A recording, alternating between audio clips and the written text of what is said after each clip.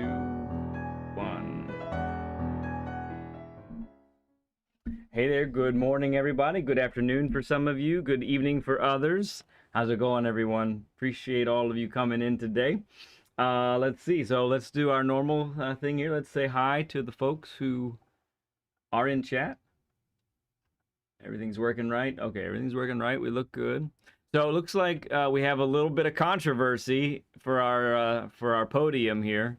Looks like Deepitha, you ended up with a false start pen. I'm sorry to hear that. I'm sorry to say, but yeah, that's the truth right there. You ended up getting disqualified. So, or you ended up serving a penalty. So now you are third, and that gives Igor a P1, and and my daughter a P2. That's wonderful. Richie bringing in fourth place energy. Good to see you, Richie. Nielsen, oh, how I needed this relaxing track. I think, were you in the JCCR race there, Nielsen? I think that was the case. SD, race long and prosper. Good to see you, friend. Yeah, Octi is telling us. And that's not how it works. You got a false start pen. Dem's the rules. Chris Wood, good to see you, friend. Grover, appreciate you. Is Mike number 5 your younger brother? No. Mike number 5 is unrelated to our knowledge. I'm pretty sure that's the case. Let's see. Yep, Grover, Chris, Nielsen, SD. Okay. All right, let's get things rolling today. So we got a great program planned for us today. We have Knightriderjim for our Learn with Lead, and let's go ahead and bring him in. How are you today, Mr. Knightrider? Appreciate you coming in today. Yeah? Good morning, good afternoon, good evening, folks. That's awesome, man. So glad that you are able to do this session with us today. So I'm glad.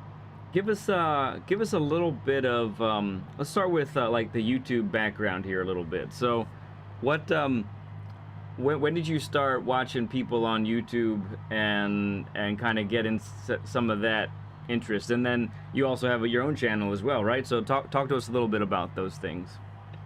So I started watching GT streamers a few years ago, just trying to get a better grasp of the concept of the online side of it. I've been playing GT7s or Gran Turismo for forever, in a lifetime, since it came out, but haven't really done too much of the online part of it, just because I always thought it would be like a battle royale, like kind of like a Call of Duty type of thing. Right, just survival of the fittest. Yeah, exactly. So I stayed clear of it for the longest time and just was grinding like the story and stuff like that. On the YouTube side of stuff for myself, I just created the channel and just decided, you know what, maybe I'll just start streaming some of the stuff that I'm doing. Yeah. And then try and helping folks that are just beginning out, the same as I did, learn from other people like yourself, or little tidbits of information that I've learned myself along the way. Right, very cool. And just try and help grow the community. I meant to ask you to do this earlier, and I forgot, because I didn't forget, I just remembered at the wrong time. How about that? If you wouldn't mind saying hi to the friends in chat, then we can grab your channel and I'll pin it to the top of our chat, if you don't mind doing that at some point today. Yep. Very cool.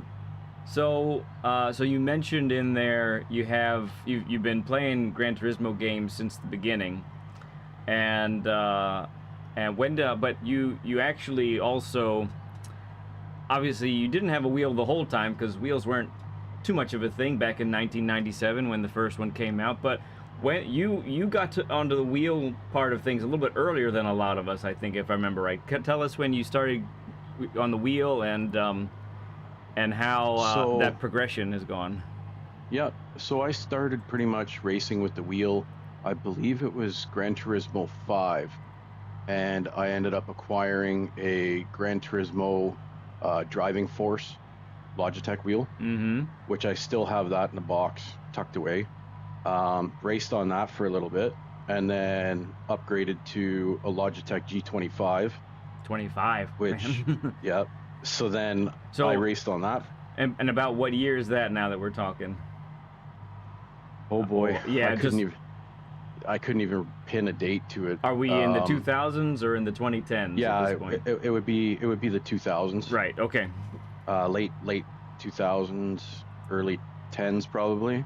Yeah. Gotcha. And then from the G25, I upgraded to Logitech 923. Mm-hmm. And that's the one I'm using right now. Yep. Yeah, and that was a fantastic wheel. And then an opportunity presented myself to acquire a Fanatec DD Extreme, which is what I have now. Yeah, and that's the wheel that I look at right now and I go, it like shines when I view it, like it and there's like choir music in the background when I see it. That Yeah, kind of, the Holy Grail. Oh, right, exactly. So tell me, this is like a more of a personal question because Yep. my dream would be to go from the G923 to that Extreme. What's the difference? Is like what are you feeling? Like what is it like? Because it's direct drive and the G923, all the other Logitech wheels that I had, they were gear driven. Right. So the gear drives make a lot of noise. Like you'll know when you ride over the curbs, Oh, yeah. the rumble strips, it feels like you can hear your whole cockpit like rattle as as you're driving over. Yeah. It still does the same with a direct drive, but not as noisy. It's more quiet. It's just the vibrations you actually get. Yeah. Force feedback Mm-hmm. is like day and night difference. On average, my force feedback on the wheel is probably set to about 9 Newton meters, whereas maxed out on the 923, it's only 2. Yeah. Right. So it makes the wheel, if you desire, it makes the wheel a lot stiffer to turn. Mm-hmm. But then also when you get it wrong, it fights back with that much more strength. Right. So if you're not careful and you run it at full power, you can do some damage to your wrists 100%. Yeah, I've heard of people getting hurt. I know German Kiwi, who we've had as a guest before, there was some crash that he was involved in, and you'd think like it's not a real life crash. Like what does it matter? But the wheel jerked so bad it hurt his wrist. He broke it, I think, which is kind of absurd. So what happened with me one race was I had the Formula One wheel attached to it. Yeah. And I got tapped from behind, which big deal. A tap from behind doesn't mean anything. All the time, right? Yeah. All of a sudden, the wheel went all funky and just started doing its own thing and spun right out of my hands and twisted my wrist because my thumb got caught in the grip. So it just spun my hand and arm around with it as it went wild. So yeah, I didn't do any racing for probably a month or so until my wrist started feeling better, and then that's when I'm like, yeah, okay, you know what? I'm gonna dial back the force feedback because I'm gonna get hurt here. Which is wild that it can go that much force, but yeah, I mean, it's crazy. What an instrument it is, honestly. Yeah, it is definitely good insights there for all of that. Real quick, need to say hi to a few more people who've come in. BL, good to see you. Blankenship, happy to see you here. Dano599, our guest from last week. Good stuff, man. Good to see you. Luis, good to see you as well. Just doing the interview part of our friend Knightriderjim here. So let's see. So we talked about that. We talked about the wheel. So when did you? What game were you playing at the time when you got your DD Pro Extreme? It was this one. I acquired it last year. Yeah. Okay. So you've had the wheel about a year, a little over a year. Where are you at with it then? Probably about. Yeah, would have been about November last year, just before Christmas. So we're coming up on a year. Interesting. Okay. So by now, I would say you pretty much. You must understand everything that the wheel is telling you by this point. I would say, like you understand when you're experiencing oversteer, when you're experiencing understeer. You can really sense all of that. I'm guessing. Yes, I can. Don't do that, BL. don't do that. It's not time. There's no money for that. I don't know if you see chat, but BL, my mom is saying, sitting here building a lead a Fanatec gear. Oh boy, oh boy. No. Honestly, though, probably because of how that works, it not only would I, if I ever, when I ever get that, I probably have to redo my whole setup here because the base for that thing is so huge. Where my wheel is right now, I think the wheel would be so much closer to my chest, and then I wouldn't be able to reach my pedals as I have to move my seat back. I don't know. It would be. I might be out for a week or two while I figure it all out. Anyway, so with all that said, then let's get into a couple other things. So I didn't mention this when we were talking on Thursday, but I forgot to ask you. So Knightriderjim, this is the name you've chosen for yourself. I'm guessing Jim is your first name, or James? It's James. All right, Jim for short. So are you like a huge fan of the Knight Rider series, TV show? I am. Or okay. I grew up and I was born in the 80s, so yeah, as a kid, nothing like watching Knight Rider. But how it actually came about is when I acquired my PlayStation 3. Okay. 'Cause that's when the multiplayer and the PlayStation platform took off. Online play, yeah. Online. Yep. So I'm sitting there in the living room and I'm like, what am I going to use as a handle? And I came up with all these weird names and they were already taken. I'm like, how is it possible? Right. And then I'm like, I happened to look over I had a DVD rack sitting beside the TV and I'm just sitting there staring off into space and I see the Knight Rider box set. So I'm like, yeah, you know what? Let's try it. Knightriderjim. And then boom, it took it. And I'm like, wow, okay, well, that's my handle then. Yeah, it flows off the tongue real easy. Like Knightriderjim, boom. it's good. I love it. So, I see you. So you're a member of JCCR. When did you become a team member there?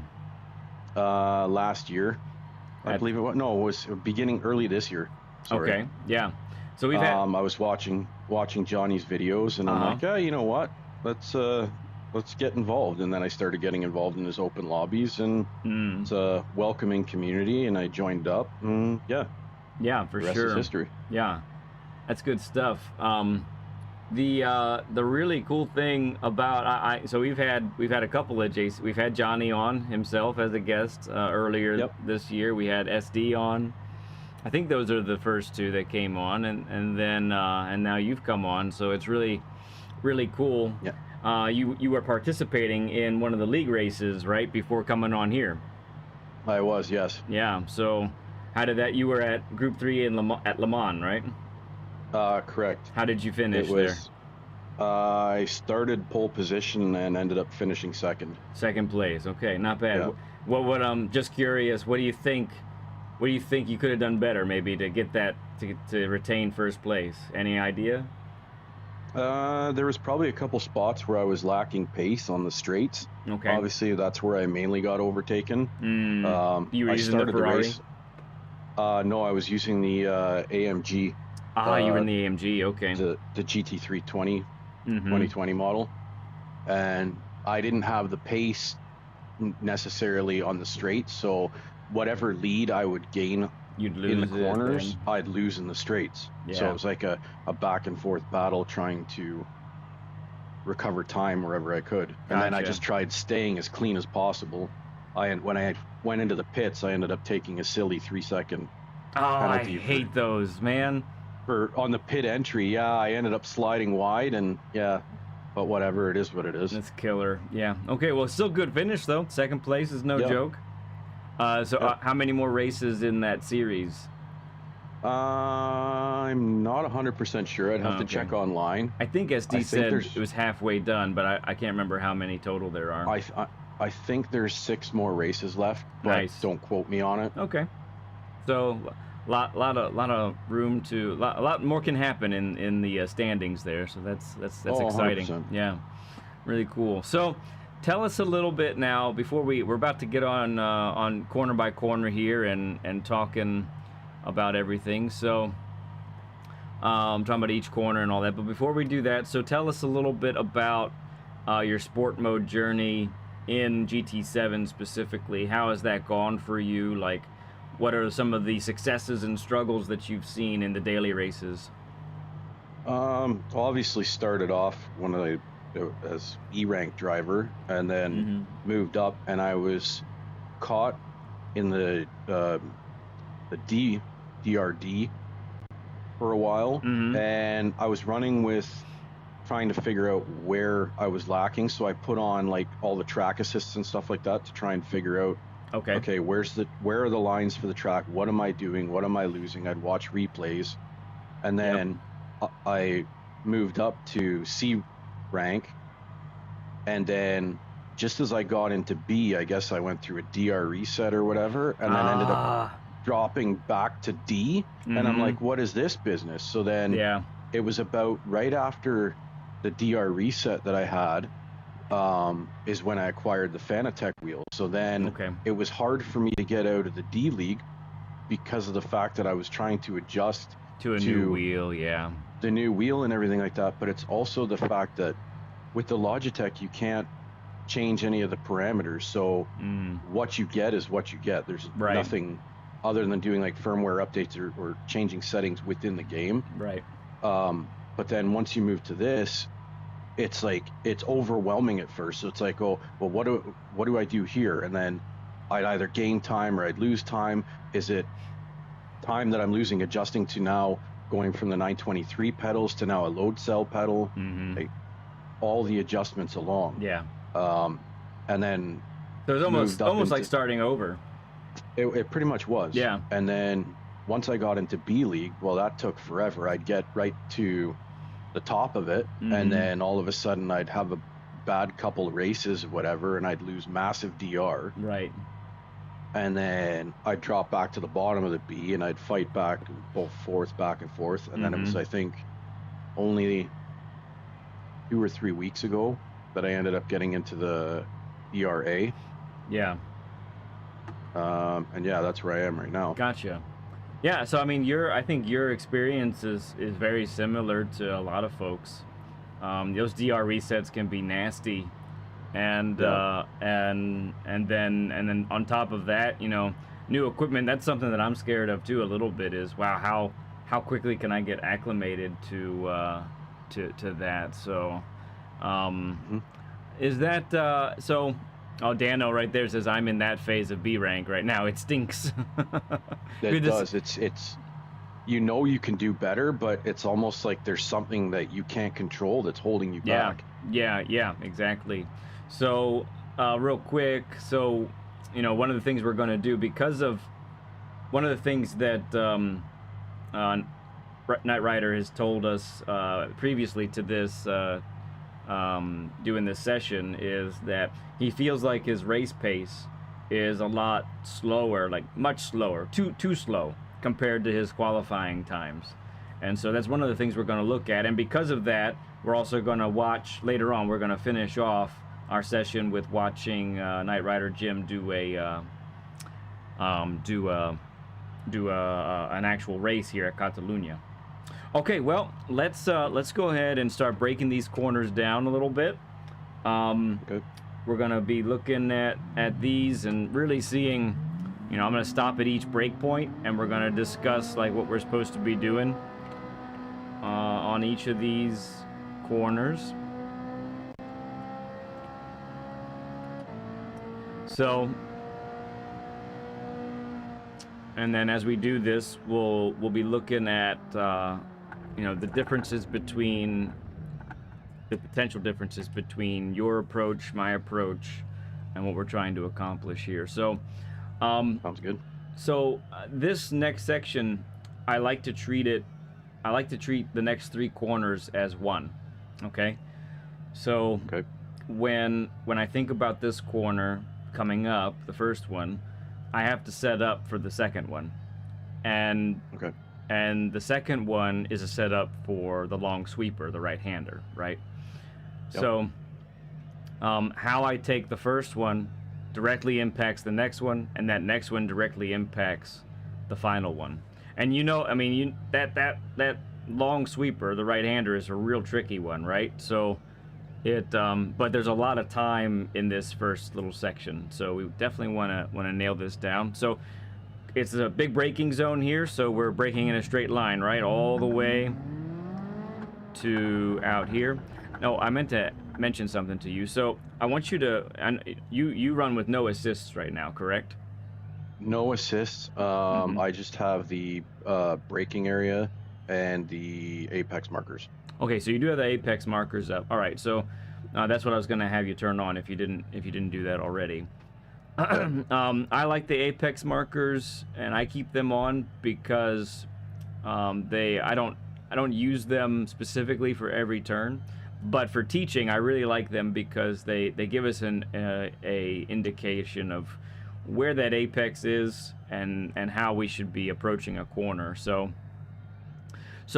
the way we're going to be taking this first one is we're going to sacrifice some exit speed on turn number 1 to set up for turn number 2. Okay. Okay. So I'm at my turn in point. This is where I'm going to start to turn in. You feel like you're turning in this late as well, or maybe you turning in earlier?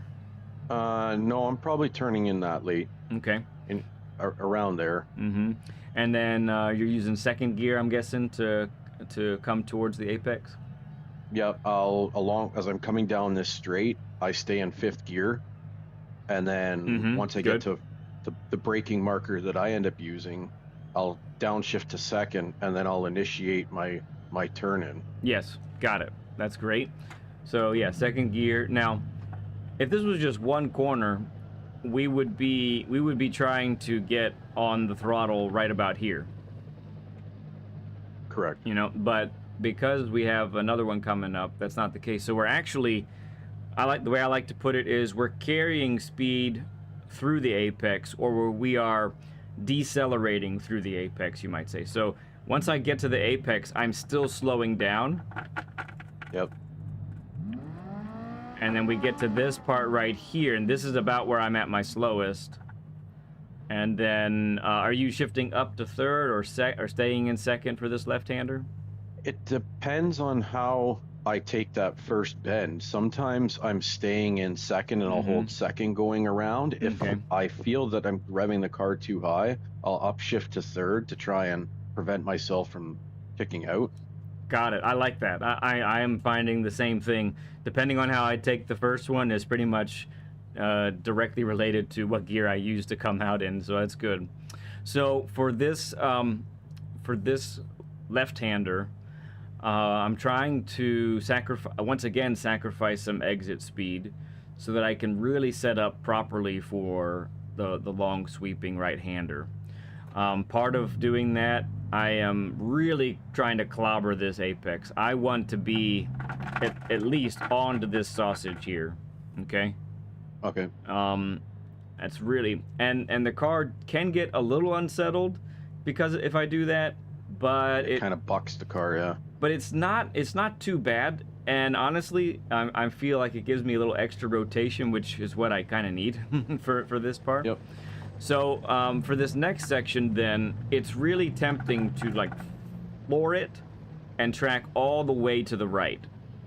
But and that's where I've kind of find myself hugging closer to the right shoulder there. Okay, and so that is that when we do that, that is compromising our entrance for the next corner. So I like to be no wider than where I am right now, and then I'm still actually turning to the left, and I'm turning to the left all the way until I get to, well, maybe not continuing to turn to the left. There's a lot of weight transfer and momentum that's not really happening when we're doing this. But those Marshall boxes, the Marshall box over to the left, that's my turn-in marker. Okay. Okay.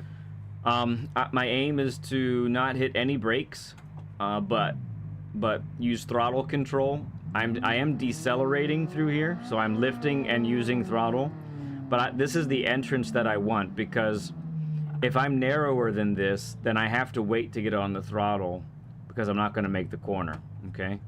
So if I've taken the previous part correctly, how I want, once I begin to see the orange part of the wall up ahead, then I know I can get on the throttle and make it safely. Now, one thing with that, when I get on the throttle fully, I should still be tightening to the inside of the corner first. You follow me there? So I'm right here and I'm on the throttle, but you see I have so much more room between me and the inside of the corner. So as you're applying throttle, you're hugging the inside. I am still going to tighten to the apex. Yeah, exactly. Okay. I'm going to tighten, and then I'm full throttle, and then so I'm going to tighten, and then my momentum is going to carry me wide on there. So that approach right there is it can be half a second for some people, depending on how inconsistent they are through there. But really, so that's where we really want to be disciplined in corners 1 and 2, so that we're not too narrow coming into this one. Because if we're narrow on this one here, we gotta wait, and if we gotta wait to get on the throttle, we're slow. That's time. Yeah, exactly. Okay, any questions about those 3 corners? No, I've learned one thing that I'm doing wrong already is because as I'm coming through this corner, I'm almost trying to hug the curbing on your right hand side. Yeah. And then, like you said, once I see the orange barriers ahead, that's when I'm pegging it. And as soon as I go full throttle, sometimes the car will just shoot me straight towards the opposite side of the track. Right. Yeah, exactly. Yeah, so and the other thing too with that, you know you've nailed it, right? How do you know you've nailed this corner? Is that if on exit you track out all the way wide, but you're not having to over rotate the steering to just fight it and try and make it, right? You end up all the way out here, but it's no drama. There's no squealing of the front tires. You've nailed it perfectly, okay? Okay. All right, cool.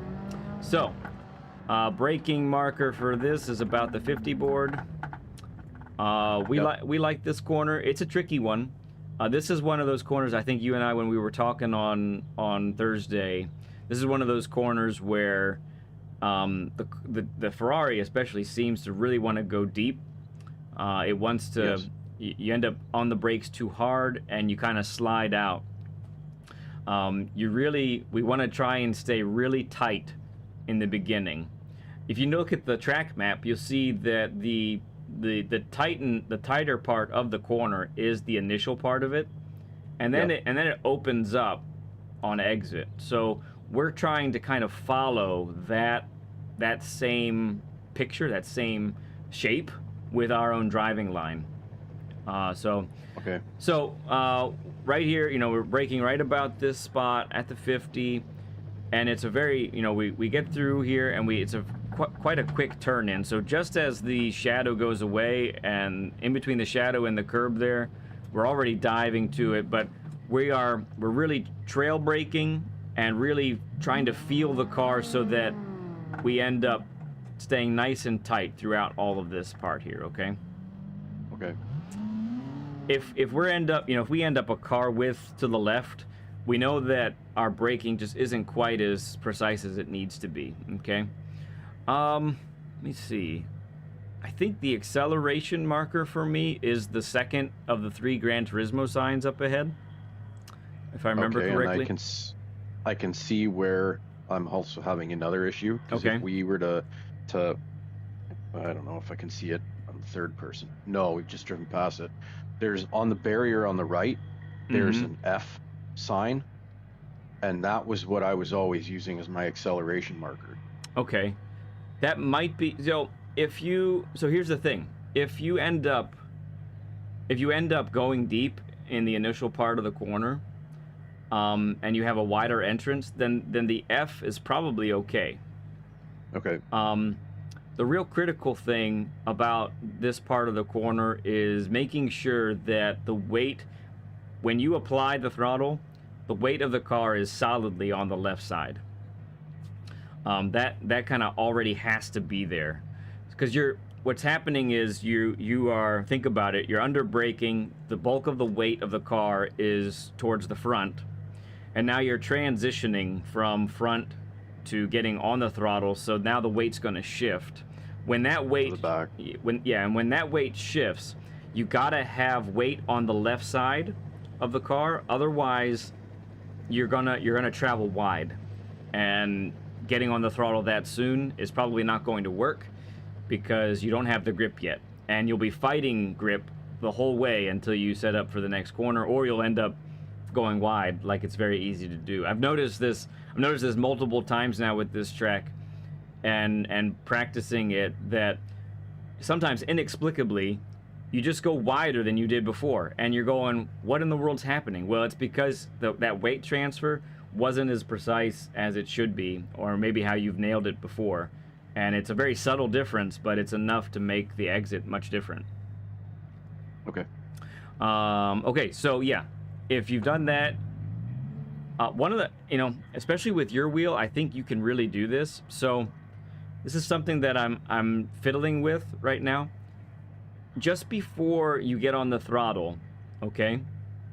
And this might be a lot to take in, maybe a lot to think about. So if you can't do it, that's okay. I was implementing this at Brands Hatch on the final turn before the home straight, and I've been implementing it on this corner here. I've been giving the wheel an extra tug to the right. Kind of like snap steering. And then punching the throttle. And that seems to give me that extra grip on the left side of the car. Okay. And it really, like, it settles it down, and it's really been working well. So just a little thing that maybe you could try there. I pretty much know I've nailed it, is if I can go full throttle and I'm not any wider than this right here.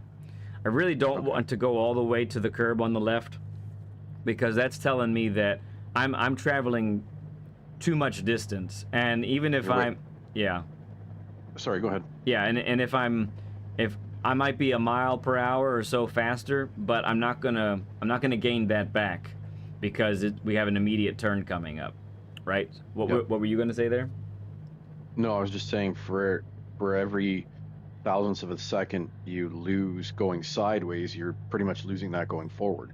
Yeah. If you track out too wide. Exactly, yeah. I mean, if this was a long straight instead of an immediate hairpin, then the approach would be different.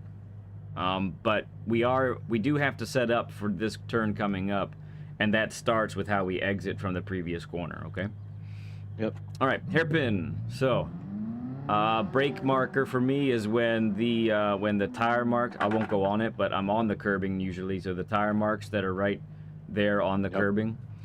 Pretty much, I'm driving on it now. Yep, exactly. So, you can see the driving marker. That driving marker is way around the corner, right? So this corner is very much, you brake in a straight line and you plan to go deep into the corner. You plan to turn late. And critically, and I've said this in many occasions, critically what we're trying to do here is use trail braking to decelerate all the way to that apex. Okay. You follow me there? So what we don't want to do, so this will be an example of what not to do here. What we don't want to do is decelerate, bang down the gears, be, second gear, first gear, and be at our slowest right here. Okay. Tracking with me there? So, and then sometimes what happens is we'll end up being slow, some people will be slowest right here. And then what do they do? Well, they can't get on the throttle yet, right? Because if they got on the throttle now, they'd go wide. Okay. So what that means, what happens then is they just have to have like a period of coasting that's wasted, staying at the same mile per hour range, waiting for that. You can't brake anymore. That's too slow. You can't accelerate. So they have to wait for the car to get here, and then they can get on the throttle. That's lost time once again. So we are trying to decelerate using trail braking all the way around this corner until where I am right now. Okay. And then get on the throttle.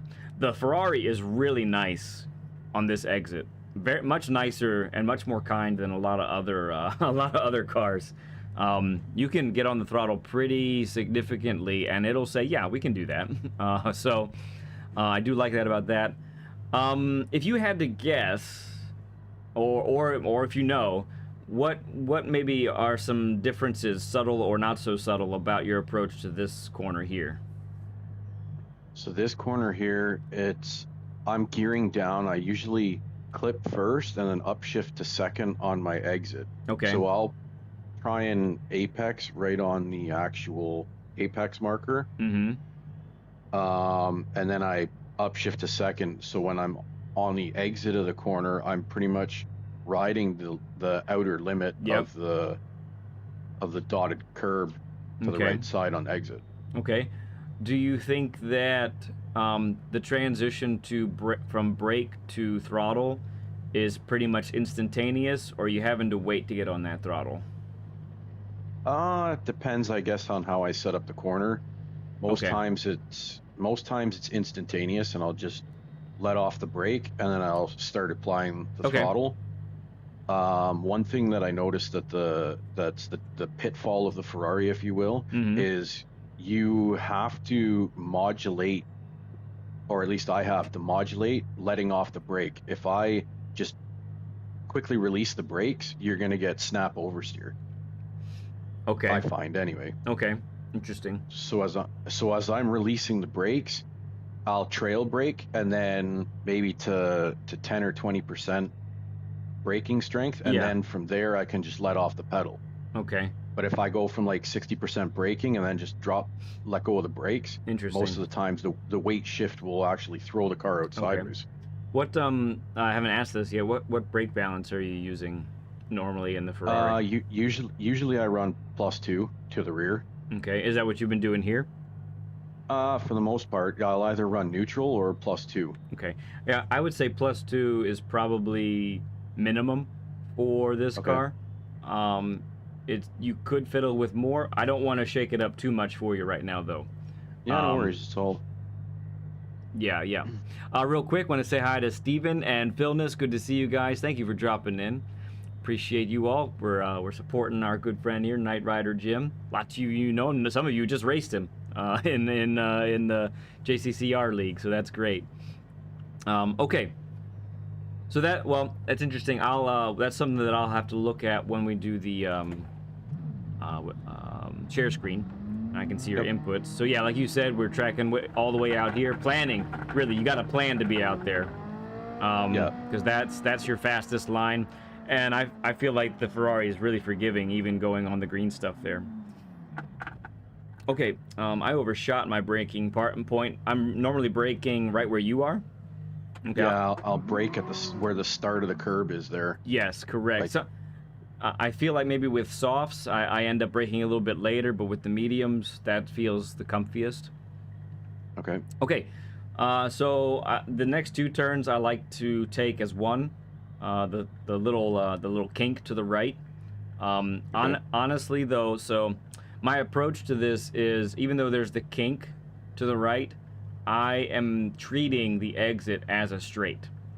I don't want to really, and what that means is I'm deliberately opening the steering early upon exit to just straighten out the exit as much as possible. So here, we're in. Do we end up to fourth? Maybe I can't remember, fourth or third. Yeah, it's top of third or fourth. Okay, so we're banging down the gears in a straight line. This is a great, your braking is tested on this corner here. So your ability to brake is really tested. So you come down, you start to turn. As you're turning, you turn more with the narrowing of the curb rather than the end of the red there. So we're coming in nice and wide angle. We're staying off the curbing on this one. We might graze it right here at the maximum, because this really unsettles any car just about. But and go ahead. God help your soul if you touch that turf to the left. It's nasty. Yeah, it's really nasty. So right about here is where I'm on the throttle. I'm trying to maintain 70, 71 miles an hour, and I'm opening the steering. I'm trying now to start straightening this out, because I'm planning to be on the green. I'm planning to put my left tires on the curbing, coming in the little right-hander kink there. How does that compare with your approach, more or less? So sorry, you said you put your left tires on the green space on the right? I put my right tires on the green, the left on the curbing. Yeah, okay. I find I do the same, and I kind of ride over that apex sausage there. Yeah, good. On the next turn. Yep. So a tendency for this one can be we're turning too much to the left, because we feel like that's where the asphalt goes. But like I said before, we're trying to straighten this exit as much as possible. So the line then is basically like this, and then we're straddling this like that and coming just like that. Make sense? Yep. Okay. This turn coming up. This one's a little deceptive. There can be a lot of time here. So the turn in is later than you might think. We're turning in at that F. Okay. And if we've gotten to fourth, we go down to third. I think you can rev third. Depends on how much speed you've taken out of the previous corner. So we're turning in, and then we're letting the car roll with maybe a little bit of minimal braking. We don't want to apex too soon. I think, like I said in my lap guide, we don't want to apex at the sausage. We want to apex just after the sausage, where the driving marker really is the best line, the best marker for your apex. Okay. And we're getting on the throttle in between. We're aiming to get on the throttle in between that sausage and this apex marker. Okay. And if we're wide enough, we can get on the throttle then and make the corner without getting a penalty. Because you do want to track out wide, but you can't put the right tires on the green because that's going to be a penalty. Yeah, you're toast. Yeah.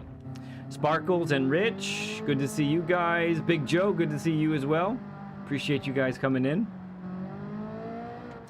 Okay, this is another one where the car really wants to brake and go too deep. It's really tough to consistently get the car to turn in properly. So you're banging down the gears pretty swiftly, trying to get as much engine braking as possible. I'm trying to, as much as possible. Our brake marker is that digital flag over to the right, and I'm trying to brake as that meets the middle of my car. And then, as you might expect, braking in a straight line all the way here. It's another deep corner. We're planning on braking deep. We're planning, and as soon as we start turning, that's when we want to use first gear. We're trying to straighten this exit as much as possible. But what I find is really difficult is to actually clip this apex. Often I'm finding that I'm half a car width to the right, or even more sometimes. So that's tough. But is that pretty similar to how you're trying to approach it there? So I'd probably say 80 to 90% of the time I'll find myself being able to smash this apex no problem. Okay. To the point where I'll keep up with or pass some of the top ghosts just on this apex alone, but then as the lap progresses for the last part, then it all goes downhill from there. You lose touch. Okay. Did you tell me that the third, was it you who told me the third sector was giving you the most trouble? Or it was. So after this part, it's I'll do this apex that we're on, and then I'll do the next turn. The next turn is where I'll lose time. Okay. And then it's the last two turns where I foul things up. Okay. Probably pushing too hard on the final two turns? Is that safe to say? Is. Maybe? Okay. Yeah, I'd probably say that's safe to say. Okay. All right. Exiting in first or second here on this corner? Curious. Most of the time I'll exit in first, maybe a quick upshift into second to maintain traction. Got it. Okay, I like that. So we track out nice and wide. Now, just like we had the kink on exit, we have this little kink to the left. I'm trying to straighten this as much as possible too. So I'm really trying to clobber this apex and then point my car to the first apex. So the corner coming up is 100% a double apex. We want to clip the first one. We're at our slowest about mid-corner, and then we need to clip the second apex, right? So we're coming through here. We're clipping the first one. We're going down to second. We're braking through this one. We're decelerating through it down to first to get that extra little bit of rotation and braking power. And then I'm at my slowest right about here. I go back up to second, and then I accelerate through this second apex. Back of the car wants to step out sometimes, but that can actually work to your advantage. Getting rotation on exit is really possible with the Ferrari, and that's one of the corners where it can happen quite regularly. Any differences between that and how I approached it there, or pretty similar? Pretty similar. It's like you said, though. Sometimes if I'm on the loud pedal too much, I'll get a little bit squirrely coming out of that one. Mm-hmm. Do you? Okay. But yeah, other than that, it's pretty much the same. Do you find pretty similar? Do you find that you're able to stay that narrow at your slowest, or do you find you end up going deeper than that? No, there's times where I'll go deeper than that. It just if I'm braking too early or getting on the throttle too early, I find that's when I'm gonna start tracking out. Oh, okay. Okay, gotcha. All right, so let's talk about these two corners then. So they're both high speed. The first one's a little slower than the second one, although the second one requires a little bit of braking, which can make it challenging. So this one right here, have you been just trying to lift and go, or have you been using braking on this one? How have you been approaching it? So sometimes I'll dab the brake, other times I'll lift and try and clip that right apex there, like I'll almost kind of hug those pylons on the right. Yeah. Sometimes I get it good, other times I'll be too hot and I'll end up tracking out into the gravel on the other side. Okay, gotcha. All right, so one of the key elements to this one is your turn-in point. So it's really easy to turn in too soon on this one. And it's funny because, you know, the earlier you turn in, the easier it is going to be to really clobber that first apex there. But it's kind of there's a give and take for this one, this first part of these two corners. So I'm really trying to turn in as the green goes to asphalt right here, right where my car is. Okay. And I'm dabbing the brake usually. Sorry, I'm lifting usually, sometimes having to brake if I feel like I need to make that adjustment. But the key is to have that wide entrance, because if you don't, you end up apexing a little too soon, and then it's really easy to go wide on exit here. So I am trying to clobber as much of this apex as possible. I really want to destroy it. Okay. And if I've gotten enough of the apex and I've got the right wide entrance, then I can exit with no drama and really be all the way out here, but never in fear of going too wide. That's really what I'm trying to accomplish every time. And then, let's see. And I'm braking probably right about where you are. It's a quick dab of the brake, right? It's nothing too long. It's just as, it's just as these tire marks from the alternate chicane, the tire marks, as they meet the curbing here, that's when I'm starting to brake. Okay. And then, so we're in fourth, we drop down to third, and we turn as we get to the end of the curbing. We're kind of following this line here. In third, I'm trying to maintain like 97, 98 miles an hour. And I want to be on the throttle right here. I don't want to be on the throttle any later than this part right here. Okay. Okay. So I can already think I see where I foul up this corner is that I'm turning in a lot earlier than you are. Okay. Yep. So the reason that's such a distinction to make as well is because when we're turning earlier, the grip levels actually aren't there because we usually aren't whipping the steering hard enough, because we can't. If we did, we would like get on the grass on the apex, right? So and when we do that, we're actually still have so much more turning to accomplish after the apex. So a later turn in gets the weight of the car transferred earlier, and it gets more rotation done before the apex, so that on exit we can actually begin to straighten the car as it should be, right? So that's really what we're trying to do every time. Okay, then obviously as we do that, we apex and then we exit all the way out here. Try not to Try not to over rotate the steering as well. Try to come, you know, straight and nice and easy, and then you clip it. Okay, our tires are ice cold right now, so let's go ahead and go into the pit. We'll go into the pit and then start over. At least get some tire temps. All right, so next stage then is to basically follow me. I'll be your imperfect ghost for a little bit. No problem. I'll try and do my best to maintain those lines that we've talked about here. We're gonna go like 70-80%, you know, nothing crazy. But that's because we want to make sure that at slower speeds we're able to accomplish what we've been talking about here.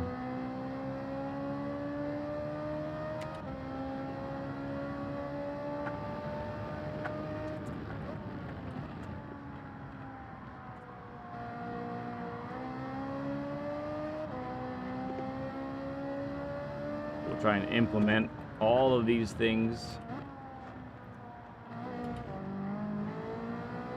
I went too early. Okay.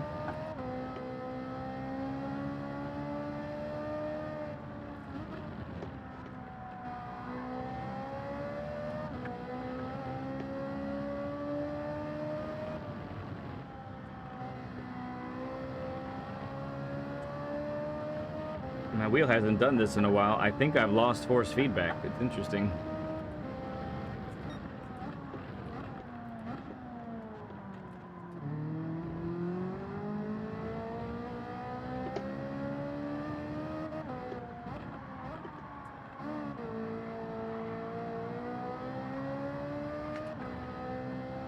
Okay, late turn in. Missed that apex there, but it's all right. Yeah.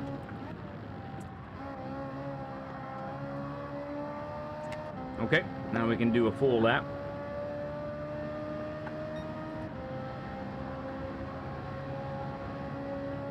And don't be afraid to get nice and close to me. I don't mind you being right on my bumper. Not my actual Ferrari, so I'm not worried if you hit it. All right.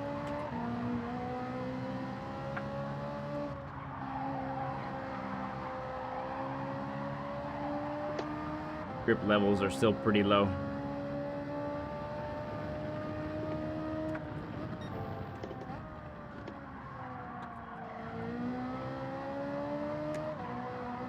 Ah. Yuck. All right.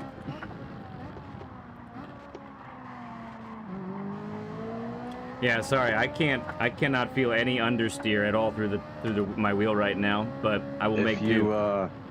Just unplug your USB cable and plug it in. It should fix that. Okay. Yeah, let me, I'm gonna pause it here. If you want to follow that, you can. It's gonna be really slow. Yeah, no worries. Give me one moment, friends. This used to happen, this was happening a lot back after a certain update.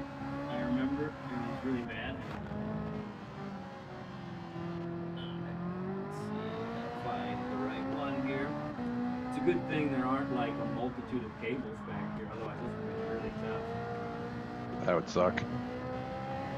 That was a joke. I do have a multitude of cables back here.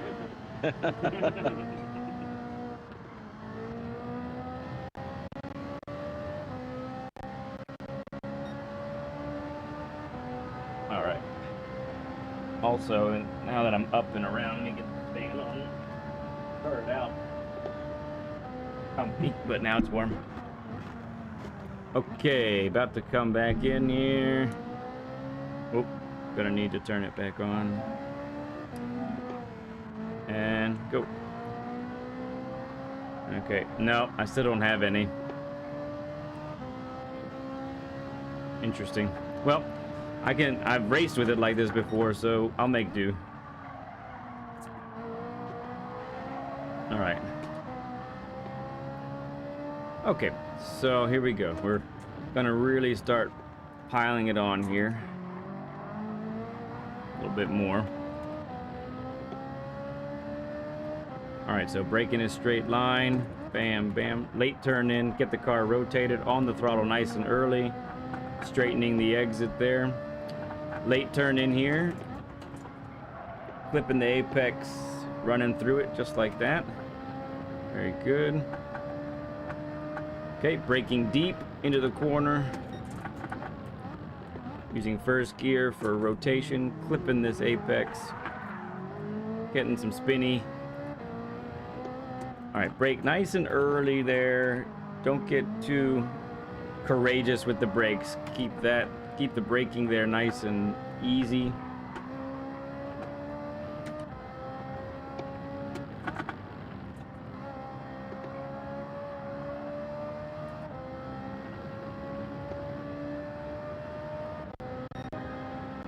Oh, thanks, Dano, for the shout out. That's awesome. Appreciate you, man. All right. Late turn in here. Oop. Clobber that one.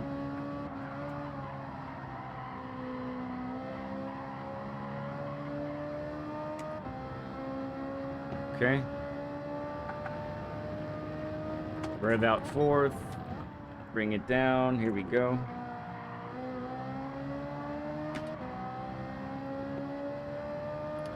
One positive about the wheel being like this, though, is it's not noisy. Yeah.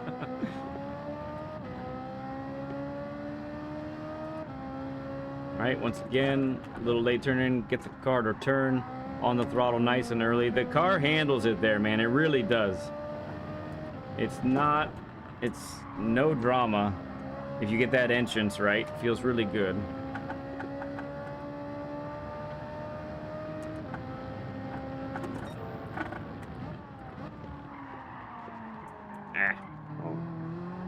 Missed that one.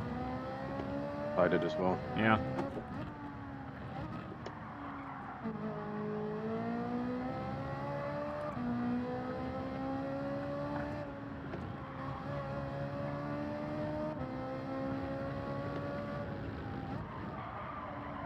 Ooh, too much speed in there. Time.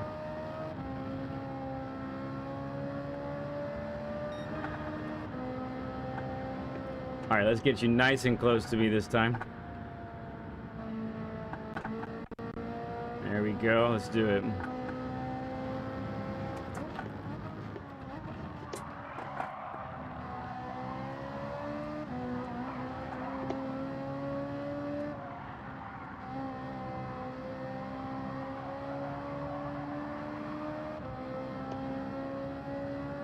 Good. Very good. All right, let's see about this one. I missed the apex some there. Went too deep. You did it, looks like, nicer than I did.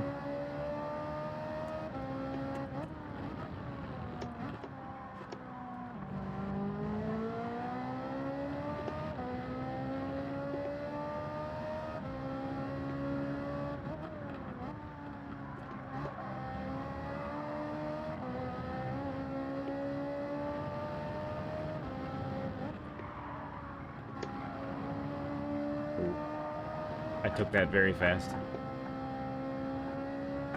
Yeah, I was lazy on the turn in there. Yeah, so I think it was when we had ads on the other day. It was quite remarkable to see how much he was taking the quick turns like they were slow turns. Okay. Like this one right here. You used the word lazy. I think I've been using the word slow, but it's really for the quick turns, the 45-degree turns. Those are turns that we need to be like yanking the steering wheel pretty violently. Okay. The long turns, the 180-degree turns, those need to be nice and smooth. This needs to be nice and smooth right here, right? This can be smooth. This one, you got to yank it. Because you need to get that weight transferred really early. This one you need to be smooth. Nice gradual as you trail brake in. Get on the throttle, still nice and smooth. This one, it's quick, but it's a long turn, so you got to be smooth with it.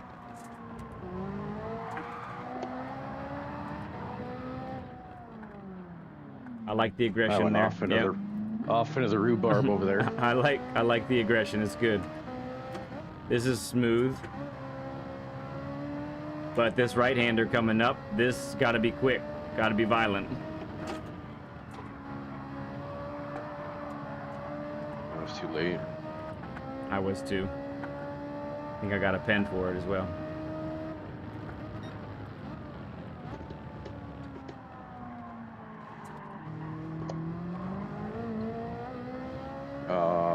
Pretty wide. Probably gonna get a penalty. Ooh. Well, then you can match me. All right, let's go until we get, we have to serve our penalties, and then we'll have you take the lead, okay? Yep.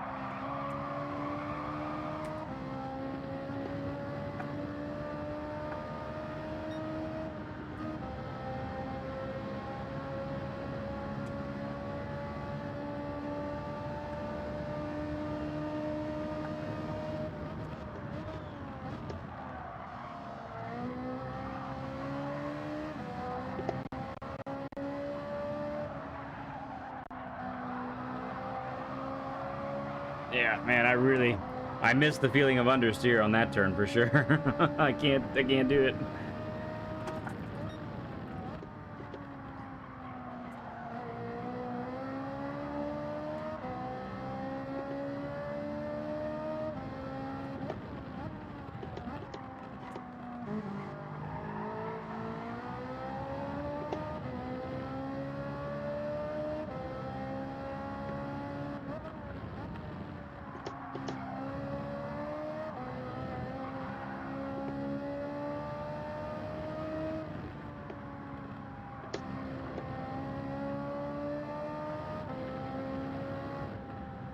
All right, take it away, good sir. Alrighty.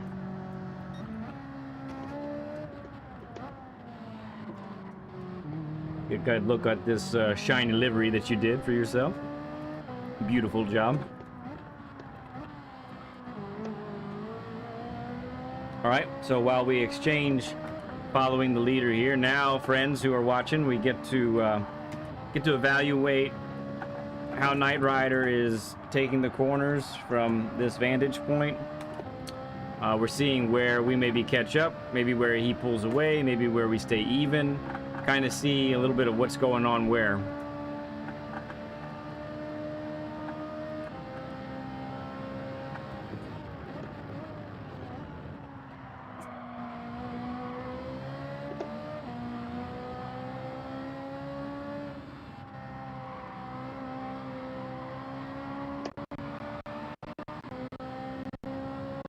I upshifted there when I shouldn't have.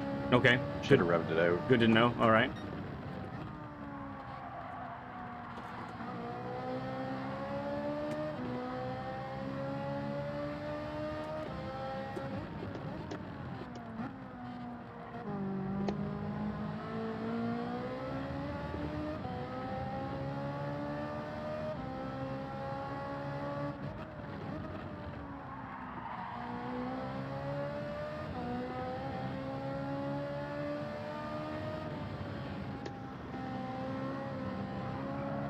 Oh, lost it.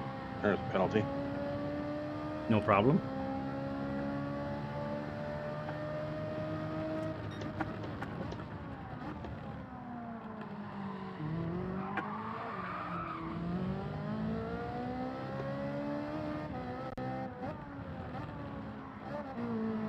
I think maybe you're braking a little too late for that corner. Okay. Oh.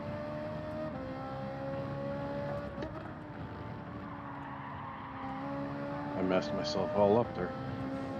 Yeah, so we took too much speed to the apex. It looked like car just didn't do it. Wasn't going to do it. Maybe not enough braking there. Could be. That was a good entrance. I like that.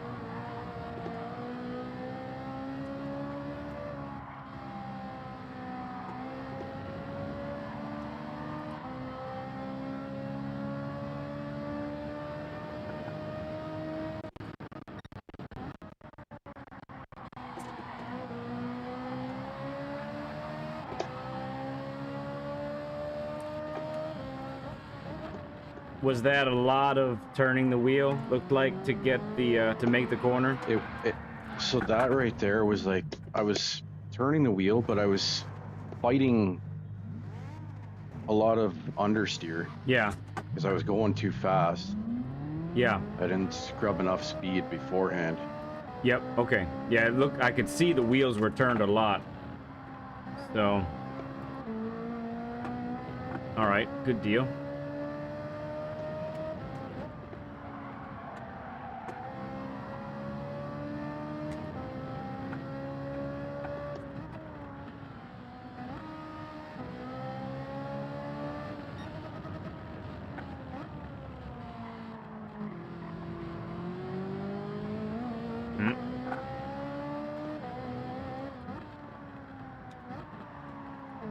They're not braking enough there. Yep.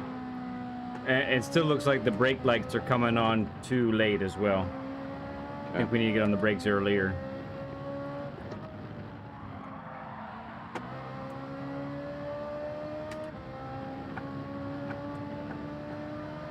You need an iced coffee mocha? Okay, go get it. Hey there, G. Good to see you, friend.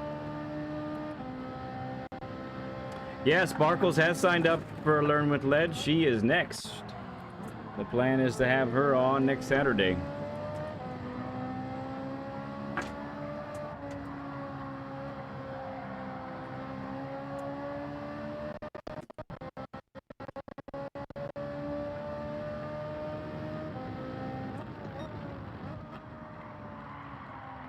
They didn't slow down enough there.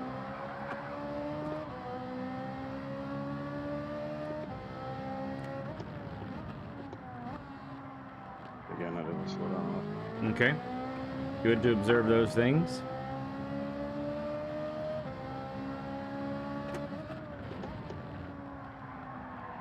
Looked like you broke late again.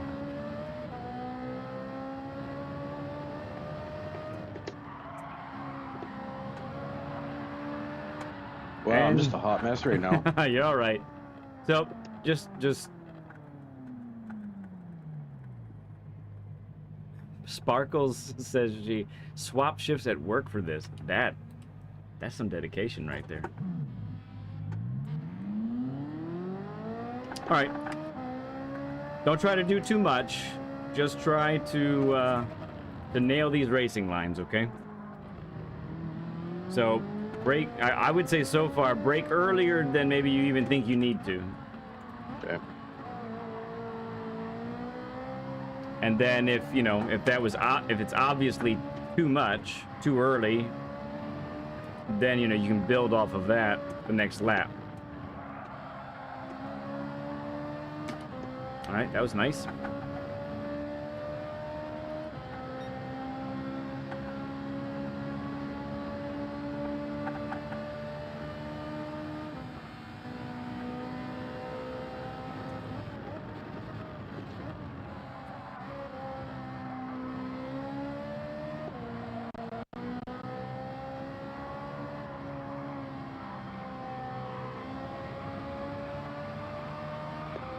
So, yeah, I can hear your tires are screaming.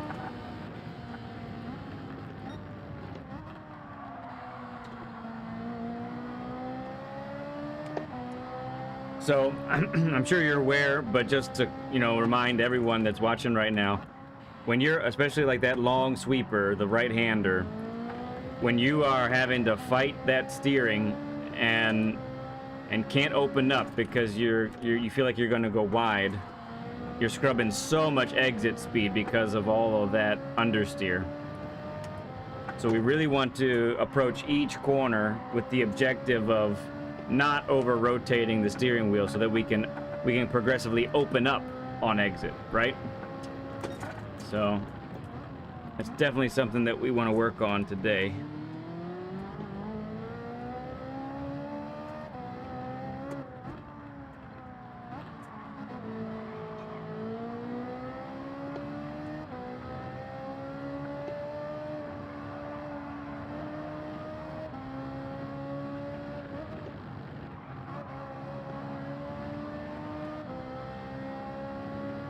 All right, let's do another lap here. I'm wondering if I try turning the sensitivity on my wheel up so that I'm not like oversteering to the point where I'm burning the tires off.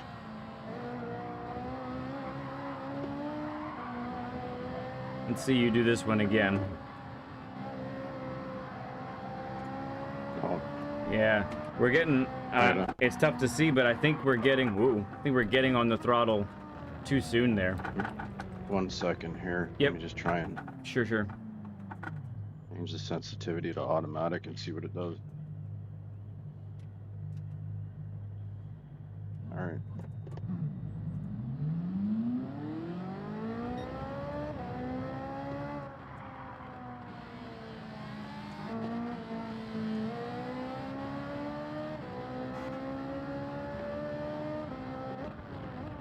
And by the way, something I think I'm seeing too, when you're actually in that fighting mode on exit, I think you actually can open up and you'll be okay. There might be, you might actually have a sense of, I'm gonna go wide, but that sense looks like it could be inaccurate. Especially for turn 3. LVP says that's a 30 burger, everybody. Thank you for the 30 likes. Appreciate you all. Yeah, now this thing won't turn. Feels like I'm driving a bus. All right, if you need to set it back, that's fine. Yeah. It feels like I'm driving a bus. Ouch. Good to see you, LVP.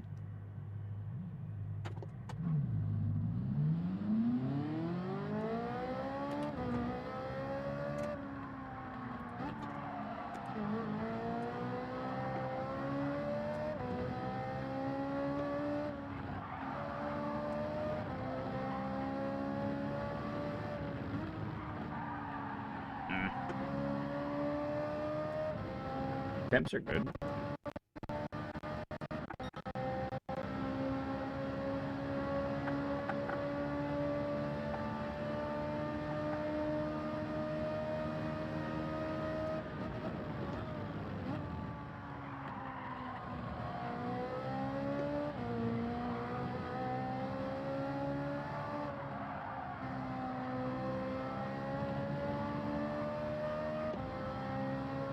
Yeah.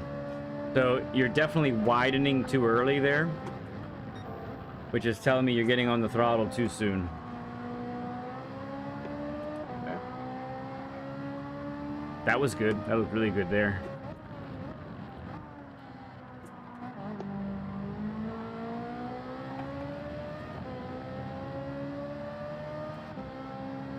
LVP says he subbed up to Knightrider. Yeah, for those who haven't seen it yet, that's at the top of chat. That's Knightriderjim's YouTube. Please go and subscribe to his channel.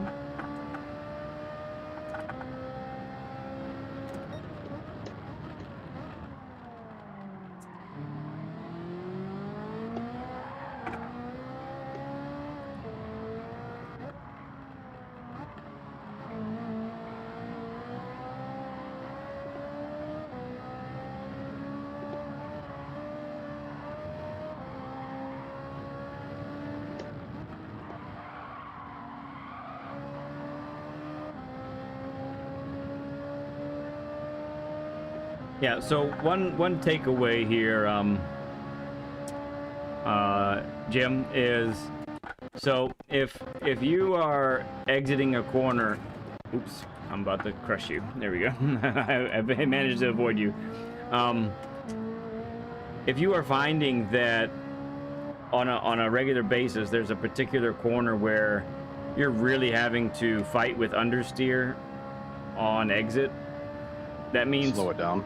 Well, that it means at least you have to be able to evaluate your entrance. Make sure your entrance is wide enough. Make sure that you're getting slow enough. Make sure that you're on the throttle at the right time. That's for sure. Really, every corner, you should be able to open up the steering comfortably without fear of going too wide. Make sense? Yep. And That was one of those cases right there. It was. It looked good. It felt good too, didn't it? Yeah. That's the feeling we want every time.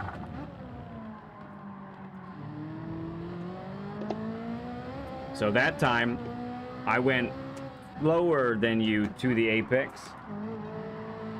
Oops. I went slower than you to the apex, and I caught you a little bit more.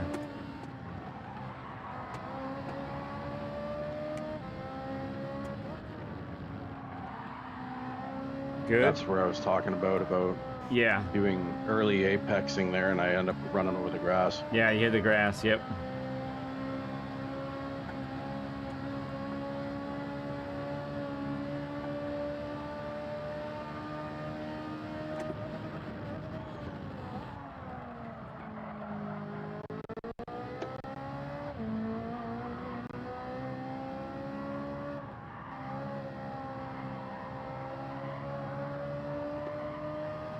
Okay, that looked a little better. How did that one feel?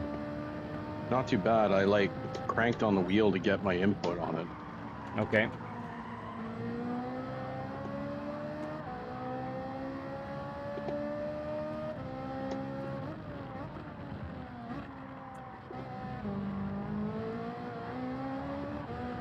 Oh yeah. Rack up the pens, baby. Rack them up.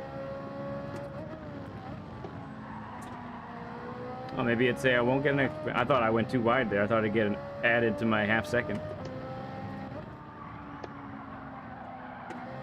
All right, so far this lap's looked a lot better. It's good, man.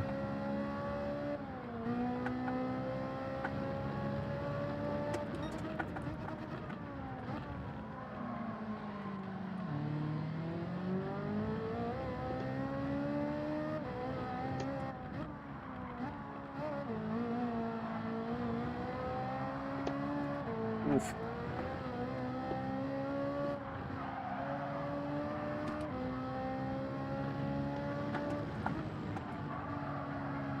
Still turning in too early there. Closer though. I think it was closer. That it didn't look like much of a fight on exit from where I was. No. Okay, good.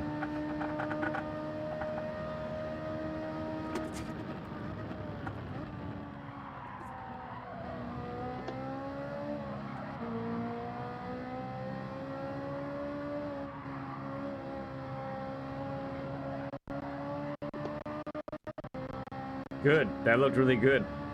That looked a lot similar to the previous lap.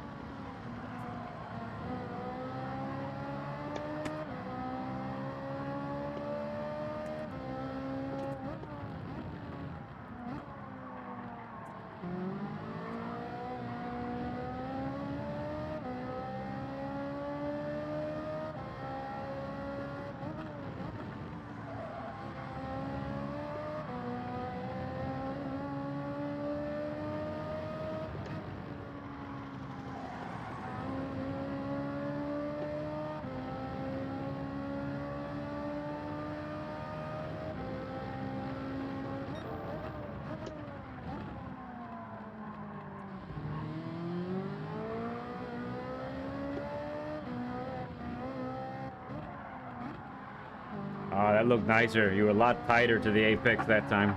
That's good.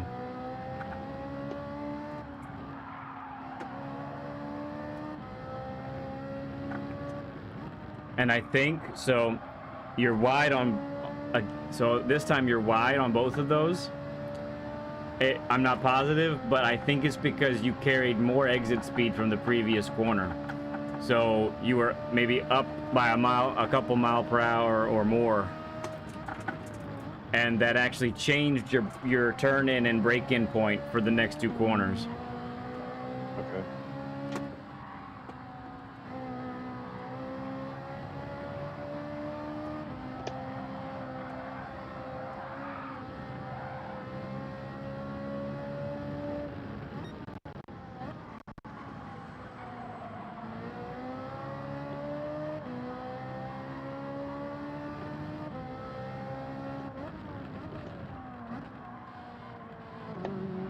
But overall, this is starting to look a lot crisper.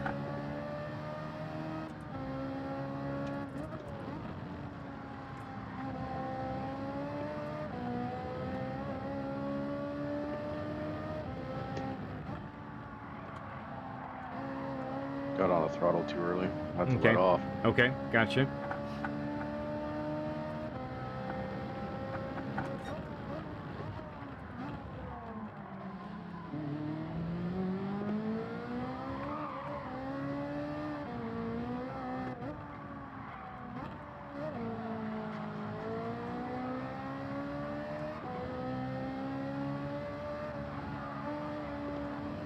Nice. Destroy that apex. Ah, So, I think once again, you took the first one of those final two corners. You took the first one so well that it altered where you typically should be braking. yeah. On the second one, which is why you went so deep. Okay, so a couple of takeaways here, right? So we've seen a lot of understeer on exit. So to me, that's telling me and telling you as well. It's going to be a combination. It could be one of these things or a combination of these things of not widening the entrance enough, Okay. not getting the car rotated enough, and or getting on the throttle too soon. So A multitude. yeah, it could be some of those, it could be all of those, but that's something that we're definitely observing here. I think your braking is good. I want to take us to the hairpin. Let's go to the hairpin for an example. It's a very tight corner, so it's a really good place to demonstrate this exact thing because it's kind of extreme. Some of the other turns, it's more subtle, but because this one is such a big braking zone and such a tight corner, it'll really bring some of this out.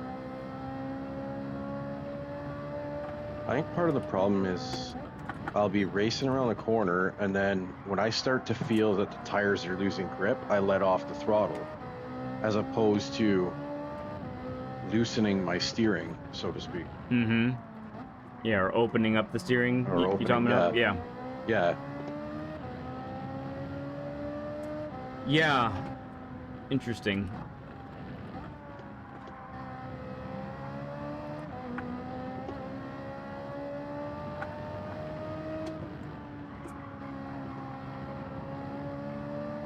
Okay, so let's use this one as an example. So sometimes I see you do this pretty well. I'm not seeing too many issues with this, but I'll tell you, I don't know if we talked about speed going into this apex, but I find, excuse me, I find that I've done this corner really well if I end up all the way down to 39 miles per hour when I get to the apex. It's really easy to take like 42, 43, 44 and feel like, oh, that's fastest. But what that ends up doing, so you're going down all the way here, so right about here, you hit 39 miles an hour and you can get on the throttle. And then because you're that slow at the apex or just before the apex, when you get on the throttle, you can begin to open up the steering on exit. Whereas if you, I'm just gonna adjust the car slightly here. Oh, sorry. Yeah, just a slight adjustment. So let's say instead you take 43, 44 miles per hour to the apex and you end up a little bit wider, right? But in your head you go, oh, this is when I need to get on the throttle, right? So you do. And what ends up happening is you've carried more speed through the apex. You've missed. Let me get out of your way here. No, it's okay. You've missed the apex by a little bit, And so by getting on the throttle at the same time, two things are going to happen. One, the car wants to go wider. So number two, you end up you have to now over-rotate the steering just so that when you get over here, you don't go too wide. Yes. Right? So that scrubs a lot of speed when that happens. And you know, if you're in a tire saving race, you're murdering your fronts as well when you do that on a regular basis. Now, so that's one aspect. But I think we're also seeing here, Jim, I think we're seeing a tendency for you that there are times when you are over-rotating the steering on exit unnecessarily. You feel like you're not gonna make it, so you're really pushing yourself. Okay. But I think I'm gonna go back in the lead for a little bit, and let's experiment with you trying to get, you know, really focus on slow in, so that you can go fast out, and part of that fast out is going to be opening the steering every time. Okay, so let's demonstrate it with this one. Let's demonstrate it with the next one. So just breaking it down step by step. So here we're under braking during this part, right? Yep. We're decelerating through this corner. We're at our slowest right about here, and we have the car this wide. Okay, so this is when it's time to get on the throttle, right? Yep. So we want to think of it as, okay, now we might not be full throttle right away. We probably aren't. So as we're accelerating through this corner, as we begin to be on the throttle, this is where our steering angle is the sharpest to the right. Okay? But as we go through this, because we were at the right speed at our slowest, even though we're clipping the apex, now we can begin to open the steering. Now we're at 45. Now we're at 40 degrees. Now we're at 30 degrees, right? So that all the way to the exit, by the time we get to the curbing, we are nearly straight. We're using propulsion to take our steering. Yes, exactly. And G has said it really well in the past, who's in chat right now. When you're really at your fastest, you're using the throttle to steer more than you are the wheel. Really. Well, that's the thing, steering with your pedals, right? Yeah. So if your braking and throttling is correct, the car you should find neutral steering. Just about. Very close to it, yeah. So you can live, you don't have to be living in 45-degree turning or more. You can be living in the 30-degree turning angle or less. All right, so let's really try to do that here, okay? I'll try to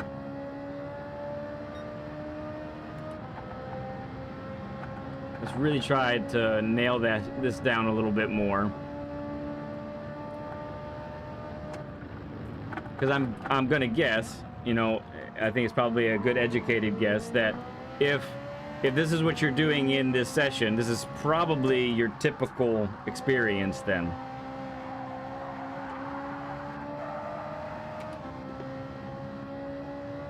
Pretty much. Okay.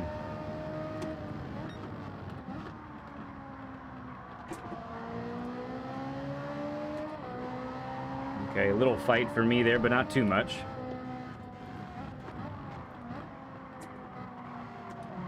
Okay. On it and opening. On it and opening. Boom.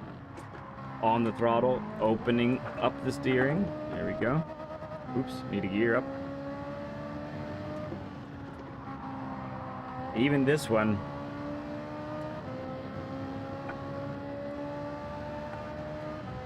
Okay, braking.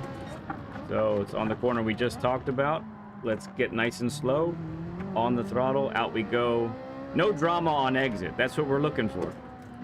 Correct. Still braking way too late there. All right, good though. Up until that corner, you were right with me, so let's go. Let's do it again.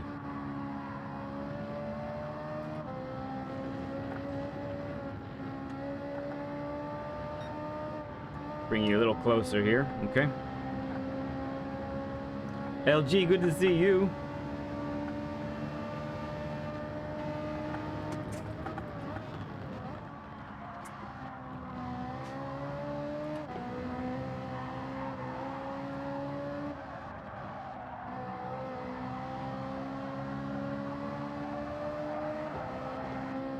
Good.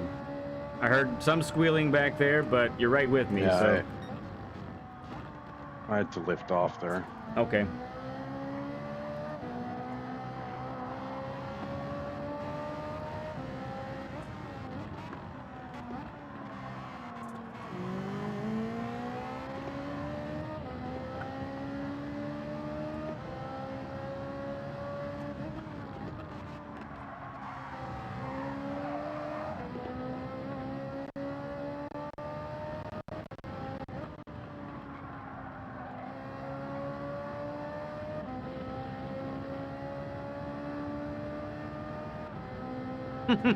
BL, I think you're not wrong. BL says lifting off is better than blasting off.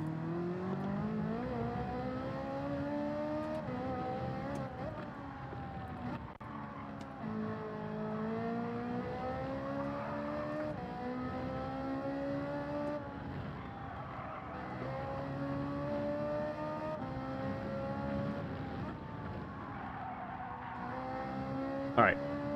You ahead and take the lead.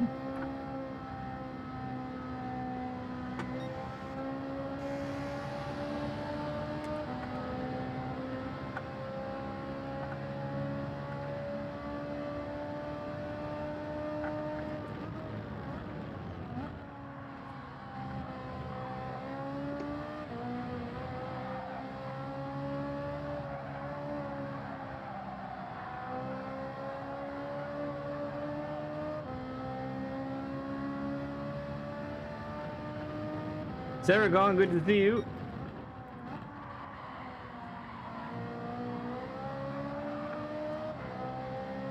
Did you have to lift there or no? No, I planted it. Okay, good.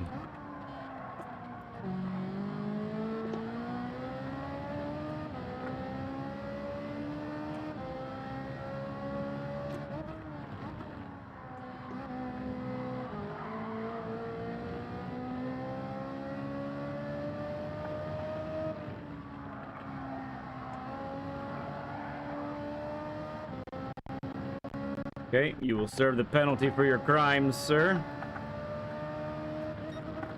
So say the GT7 gods.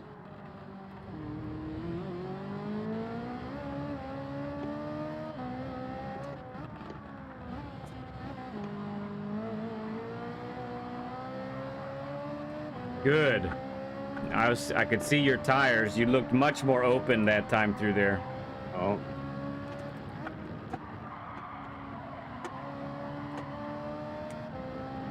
Another penalty. No problem. Good Lord. It's almost like Red Bull Ring. Could be. Yeah. All right, let's do one more lap here. And then I think we'll get to the share screen, all right? Yes, sir.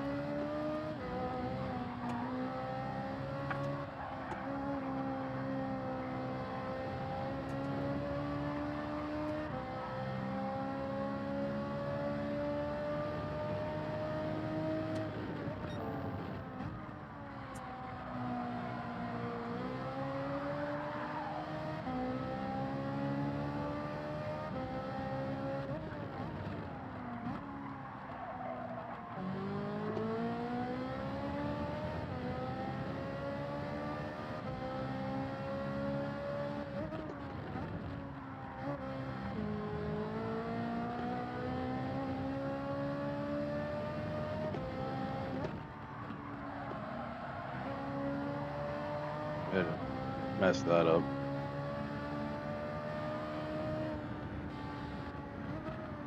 I got a sympathy penalty with you.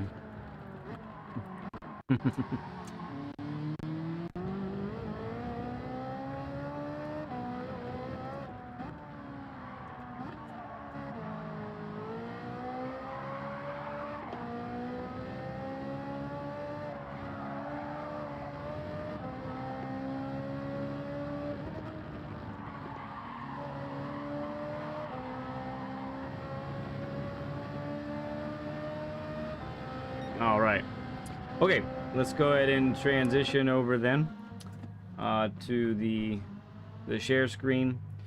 And you can go ahead, we can have you hop into the actual daily for the Okay. qualifying instead of my lobby. RS from 954, what's up, friend? Taking a wrong turn at Albuquerque. I love that Bugs Bunny reference right there. That's beautiful.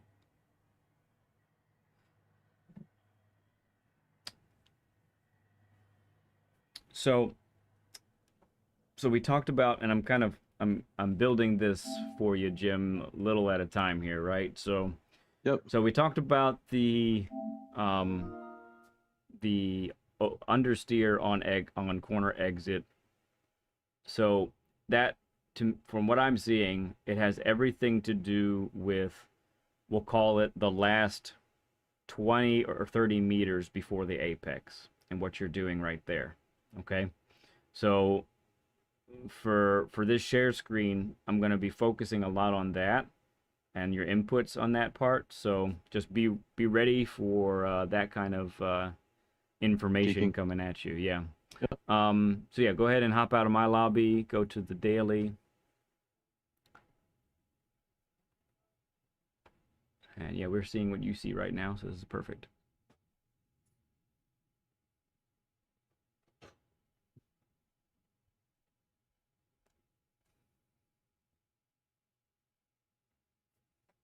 And while we're waiting for this, if there is somebody who is thinking maybe you want to do Learn with Lead yourself, you can reach out to me on Discord. You can join our Discord and get that accomplished.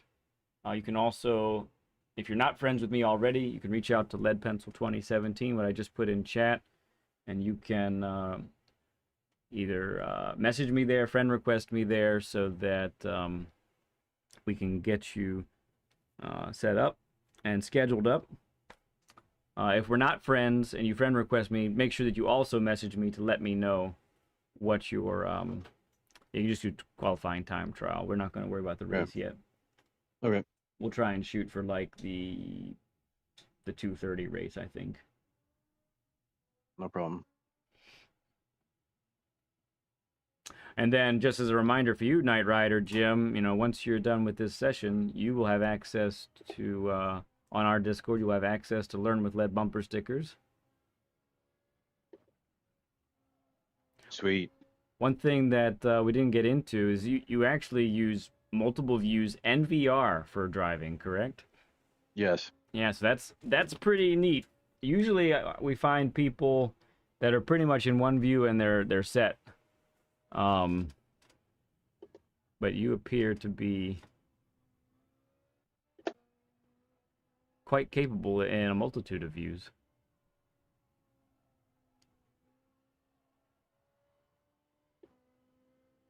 All right, yeah, we need to, on that right-hander, the long sweeper, we need to try and get the weight transferred sooner there. That's hurting you there.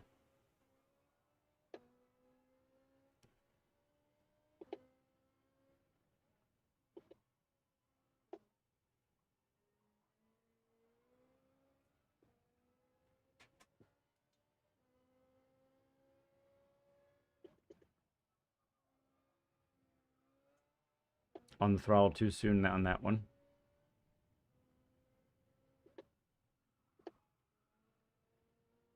Good patience there. That was nice. That was textbook.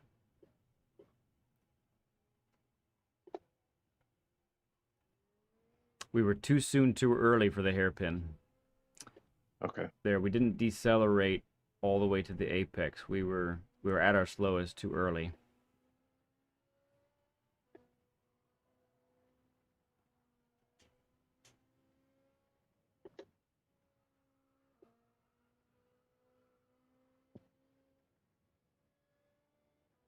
All right, Ozzy Pug, good to see you, friend.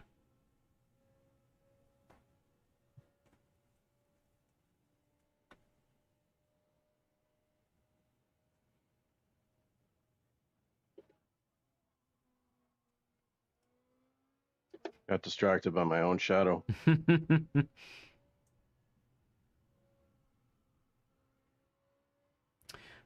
Okay, yeah. So I could not see that while we were together. So we need Yeah, to let me come. shut that. That's okay. We need to come fully off the gas at the beginning of the long right-hander sweeper. Okay. So it's a yanking of the steering wheel, come fully off the gas, let the car turn, and then start to modulate the throttle to to get the car where you need to be. And then once you got that, once you got your visual reference, then punch it.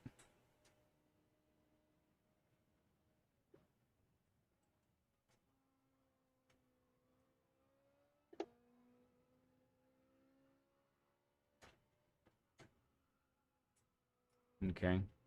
So on that one, we ended up on the previous corner, we Too ended up wide. wide to the right. Yeah. So you didn't get the entrance angle to really get tight to the apex.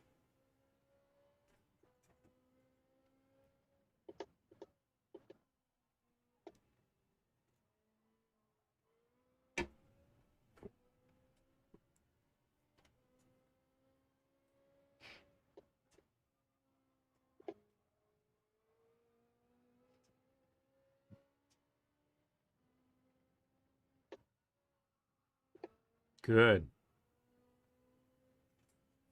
Yeah. You lifted, but I think you would have made it, which is, it's tough to gauge. Small critique, but you got the car rotated well enough that full throttle I think was possible there.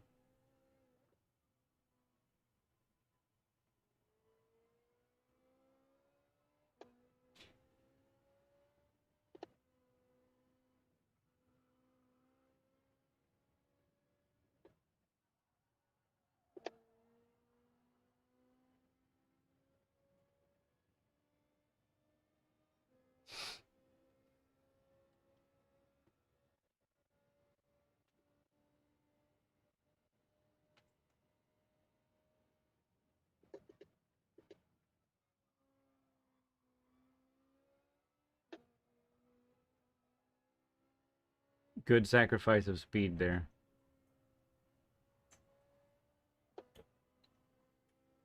Good. Look, that was great. You opened up towards the end. There was no fight from the car. Very nice. Good patience there. That's a good line, bro. Really nice.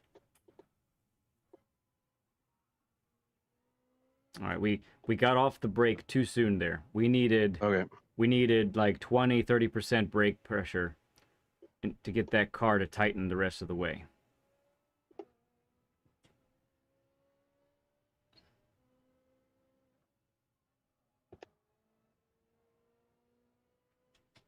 Nice.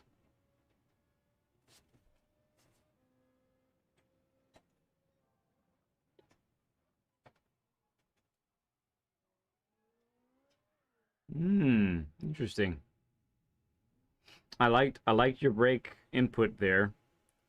It looks like you didn't open up the steering early enough because I think you were slow enough, but I think you ended up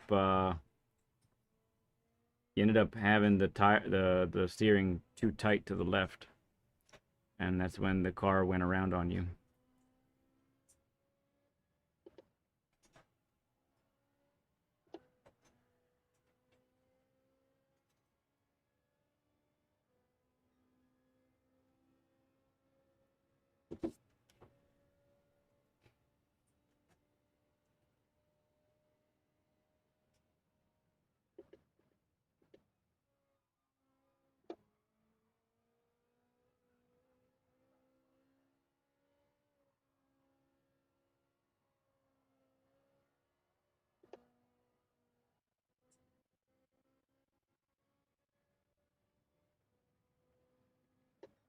All right, so you saw the difference there. You had the lift on exit. What needed to Yeah. change? What needed to happen there? I needed to slow down, carry more braking into the corner, Mm-hmm. like I should have there. Yeah.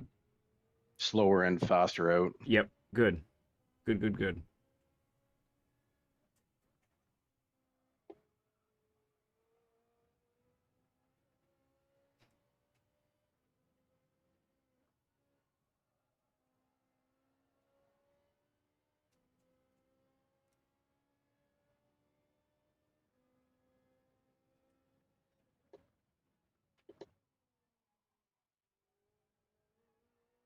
Nice.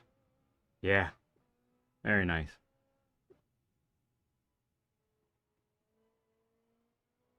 Give me some first gear on that corner there. I think you'll find that it's going to make the car rotate a lot quicker. All right.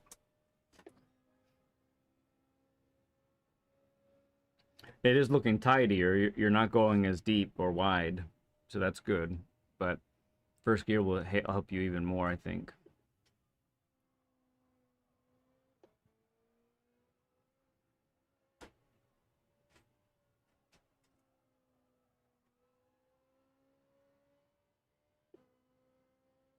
All right.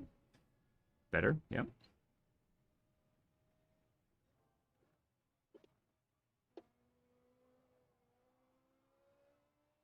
Use some grass for rotation. I like it.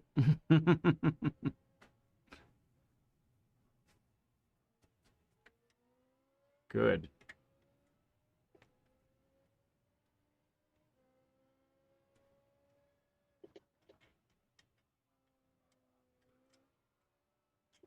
Good catch.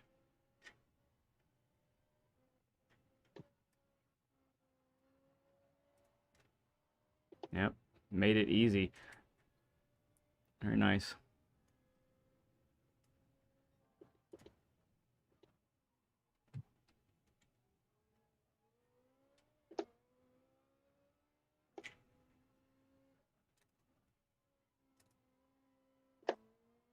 Yep. And exit in second. Good.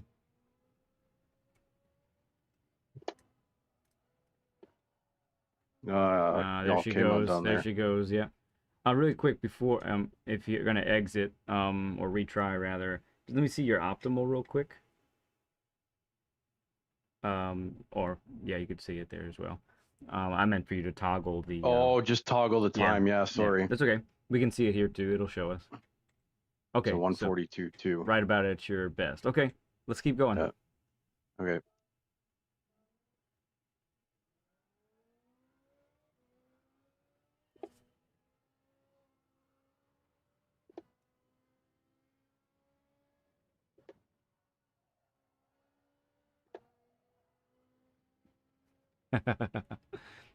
Listen to Letty and remember what old Jackie Stewart used to say: "Don't be cute. Don't put your foot back on the throttle until you can keep it there." That's good advice. I like it. I have not heard that quote before. Thank you, RS.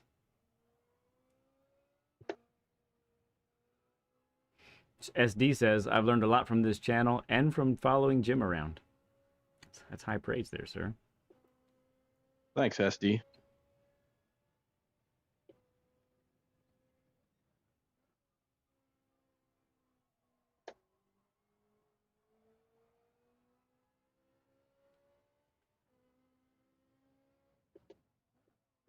Okay. So I'm going to shake it up for Way you. late on the break. Yeah, I'm going to shake it up for you on something too now. So let's go extreme and throw it +5 to the rear on the brake balance. Oh, you are there. Okay. Never mind. Did you put it up there when we started, when we were on the track together? It's actually funny because when I was doing the first bunch of laps, I was at neutral brake balance. Oh, funny. And then once I exited and came back in, that's when I'm like, oh yeah, I never changed the brake balance. Oh, yeah. Okay. Fair enough.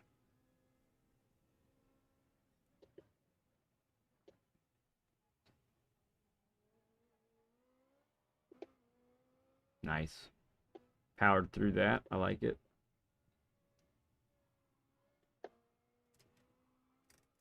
Yeah, good feeling that corner out. I liked how that looked. Carried more speed, so your later turn in was actually Yeah, honestly, for those last three corners, each one affects the other, and how well you take the 180-degree turn really seems to impact your last two corners a lot. Yeah, it's a domino effect. Mm-hmm.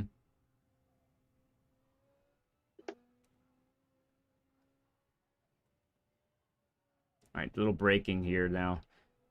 So an adjustment you can make mid-corner for this one is if you do end up so far to Feather the the brake. right, yeah, if you do end up so far to the right, then just lifting isn't going to be enough. We need like, 20, 25% brake pressure just to get that car rotated sooner. Okay. Lifting's not going to be enough. And that's a good thing to know too for when you're in race, because that could happen a lot.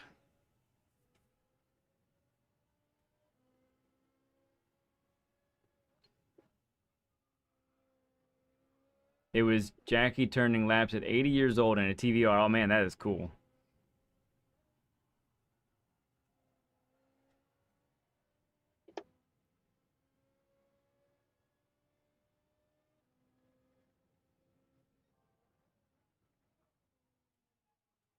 Good entrance. Yeah, that is fast right there. Had to feel good too, huh? It did, yeah. You're wider. You went a little deeper, but you played it to your advantage there because you could get the car more rotated. And honestly, that's a serviceable line. If you can make the most out of that exit, then that's all right.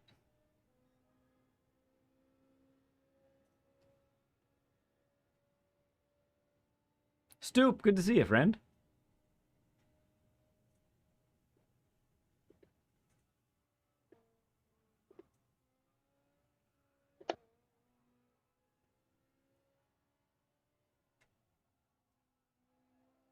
Yeah, we need to be off the throttle sooner there.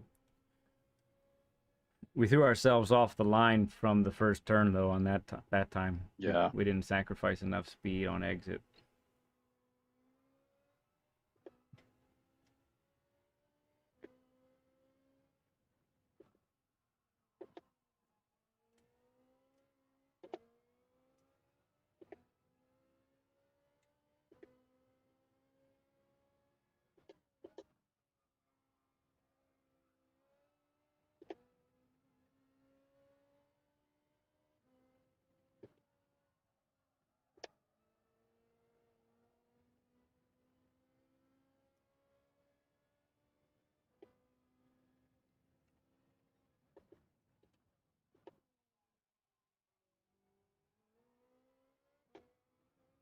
Yeah, that hairpin looks great.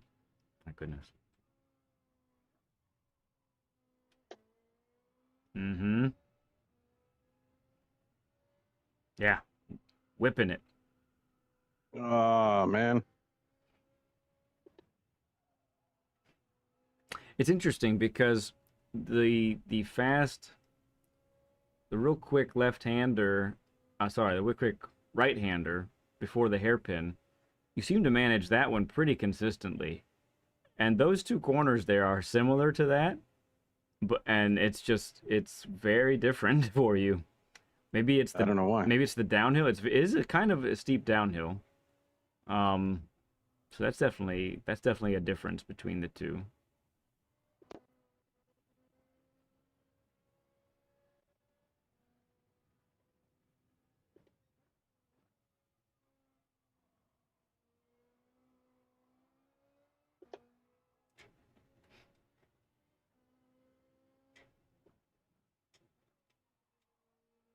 Yeah, look at that extra little turn in that you're getting there at that hairpin. It's beautiful.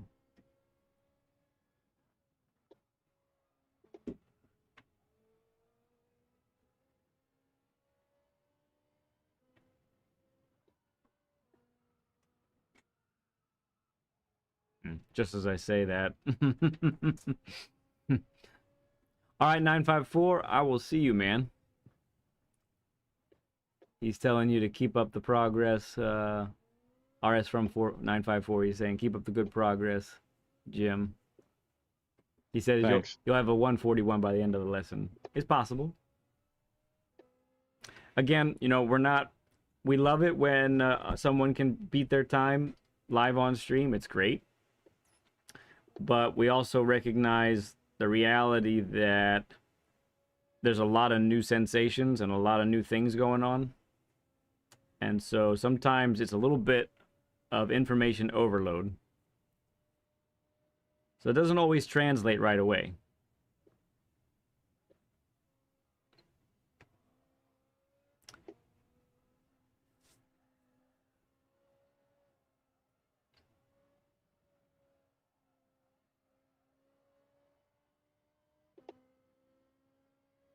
Pretty sloppy lines there. Yeah, it's rough. How is your endurance feeling right now? Are you still feel pretty fresh, or are you starting to wear a little thin? No, I can keep going. I just don't Mm-hmm. know why all of a sudden now I'm just throwing it all away, so to speak. Yeah, I don't think you're throwing it all away. I think that,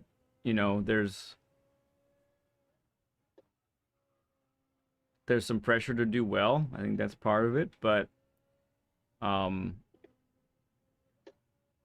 this is kind of what you were talking to me about already, right? Where Yeah, you feel like there's a lack of consistency, and I can tell right now. So right now, you're pushing for a good time. You're not exceeding the limits of the car completely. You're still within the limits of the car most of the time.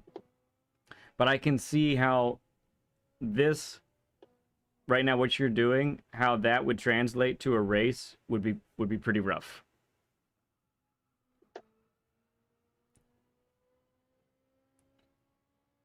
The it feels like there is maybe a little bit. Let's see, how do I want to put it. Um, so like how we've been saying, one corner affects another, yep. and how you take one affects the next one. When the corners are back to back. If there's a long straight in between, then it doesn't matter. But there's a lot of sequences here where corners are back to back to back in some cases.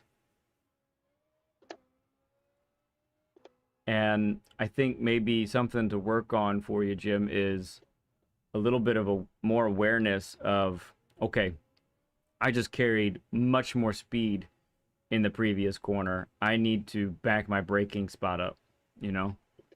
Or I went too wide on the previous corner.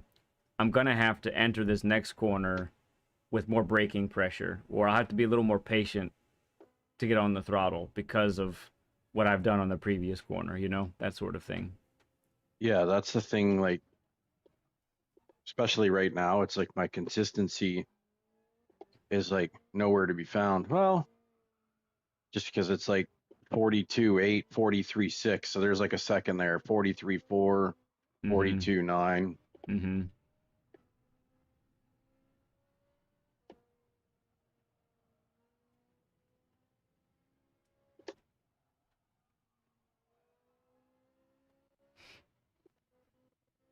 So yeah, that there was like an amalgamation of nonsense, but way late breaking.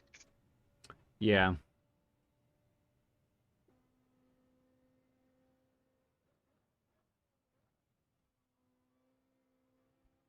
Penalty.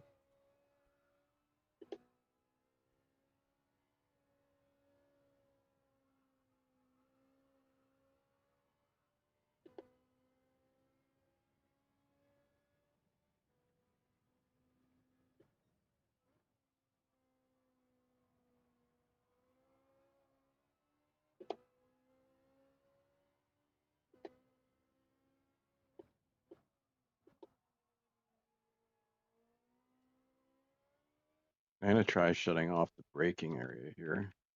See Okay. if it doesn't stop distracting me. Okay.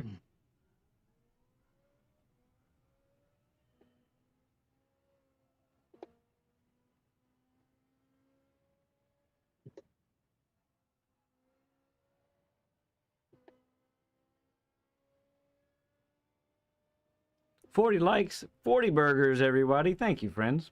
Appreciate you for the 40 likes. Means a lot.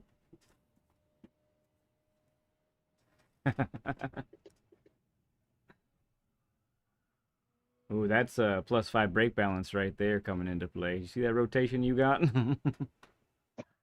Yep. So that right there, that's what you just did there on turn 1, not the crash on turn 2. The how you entered turn 1 there with +5 to the rear. Yep. That's your little window into the future of what's possible. To harness that slide for that entrance, that's alien technique. So, and you know, some of this is fresh because I've been working on the Essential Racing Strategies videos. The next 3 are all on brake balance. And so, spoiler alert, one of the things though about brake balance is if you're trying to use brake balance for extra speed, to have quicker times, really the only way brake balance helps you in that scenario is if you're on the limit of grip. If you're not on the limit of the tire's grip, then brake balance really isn't helping you in any way. For speed, for tire saving, if you're using it for other purposes, then that's different. But when it comes to speed, that's really what we're getting at. Yeah, most of the times I find I use the brake balance just to control my front tire wear through longer races. Control, yeah. And that's another important purpose of brake balance, is maintaining control of the car.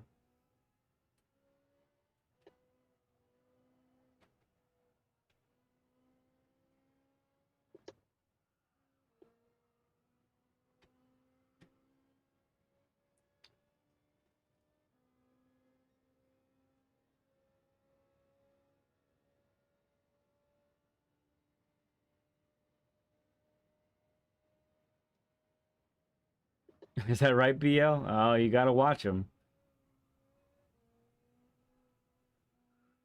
Okay, let's pause it for a moment, if you don't mind. So, Yep.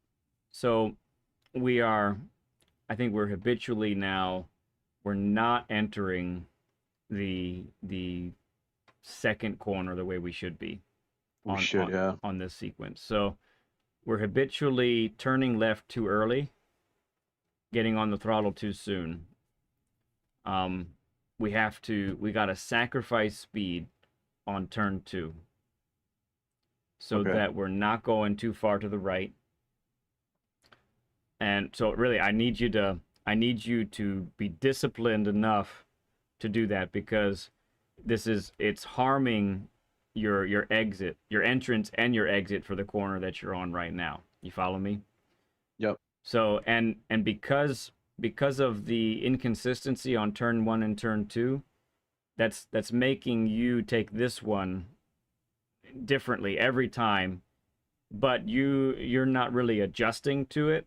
And so I think it's just gonna continue to frustrate you. It's just a snowball effect. Yeah. So we gotta be disciplined on turn 1, turn 2. Sacrifice exit speed on turn 1. Sacrifice exit speed on turn 2. Make sure we can get over to the left in order to set up for this right-hander. Set up for turn 3. To set up for turn 3. Yes. All right, go. Okay.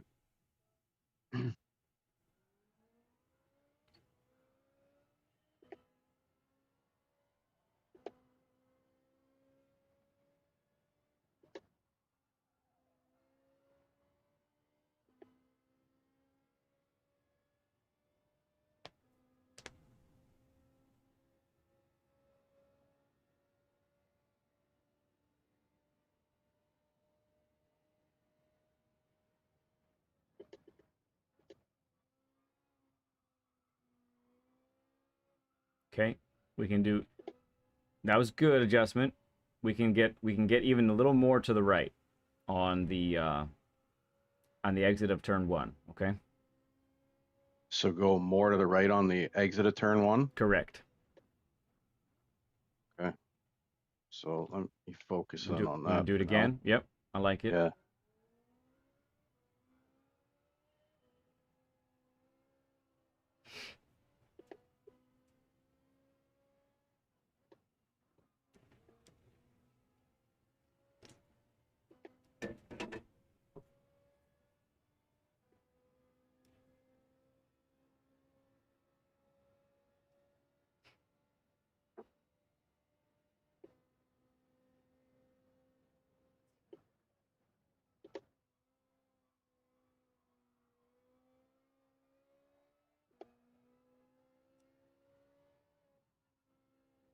No.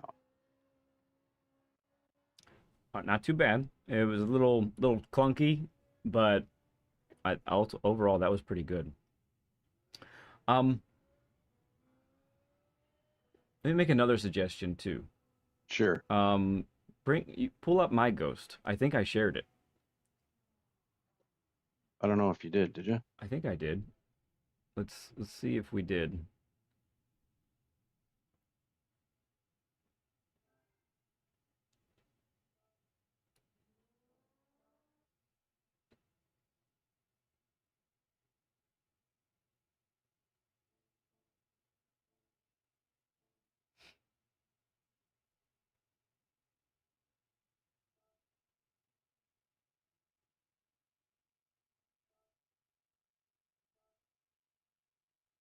Mm, no, I don't see it. Go to get out of this one and go to the top left. Top left. Yep, menu book. Yep.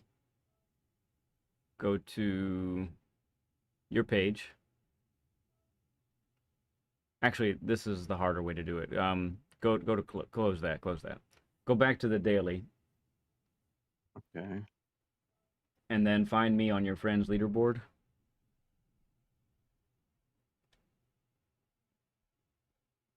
You might be teaching me something here. I didn't know. Go ahead and That. enter. Yeah, go ahead and enter it. Yep.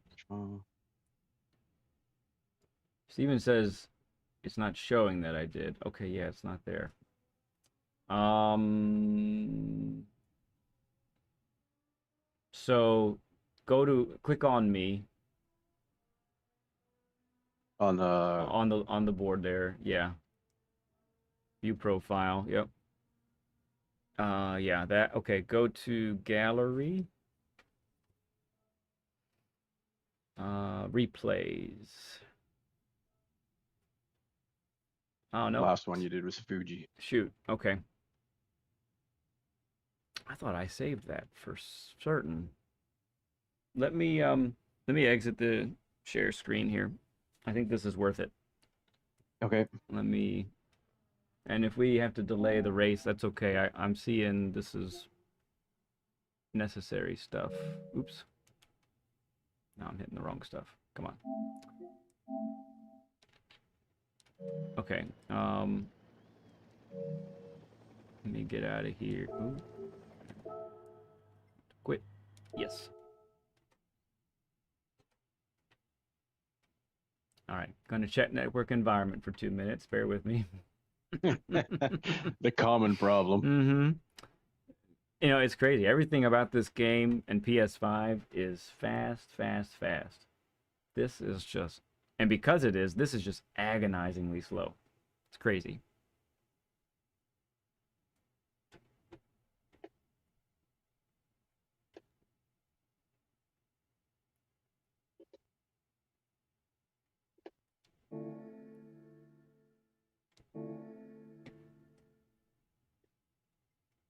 All right. Bum bum bum ba-dum. Ba-dum.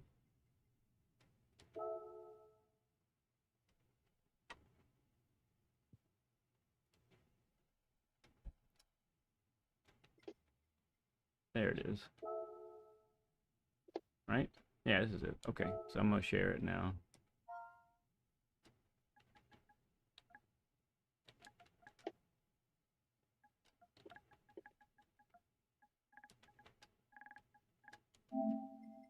Okay. All right. We'll see if it does that quickly or not. Let me get back to the share screen. Oops, I think I just passed. Oh, I'm gonna have trouble.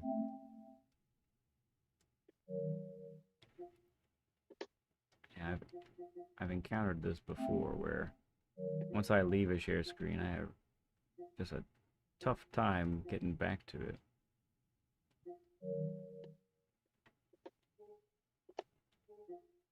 So there it is. I see. Let me get there. Well, let me get there.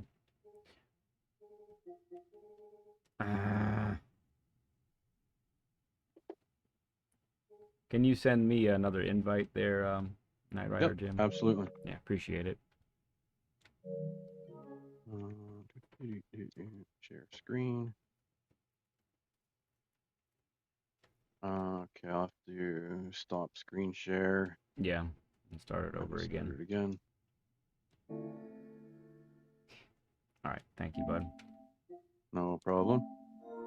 All right, see if it uploaded that fast and it's there now. Okay. Oof. And oof.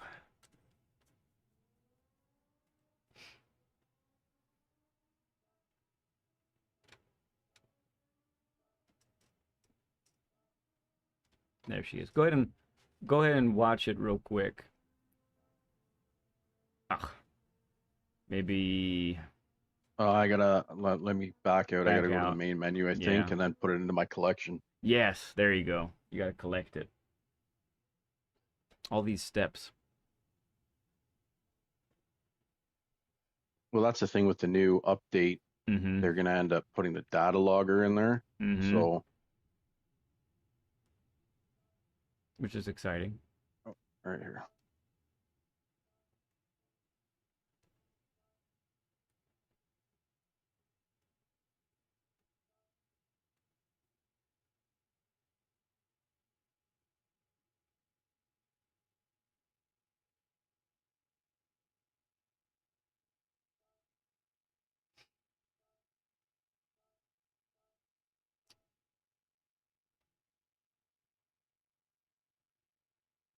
So I think what I want you to do Do first. you want me to watch it, or do you want me to chase it? Yeah, watch it first.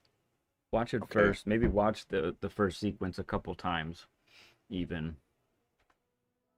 Maybe now I can get in here to watch it. Yeah, should be. Oh, come on. What in the world? It's a shared item. um.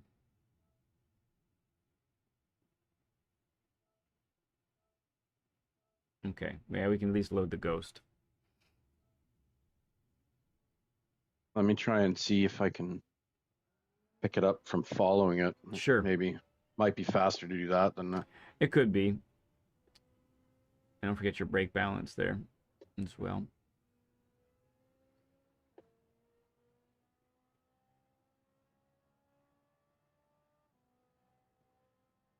All right. There I am. Woohoo! Look, it's me.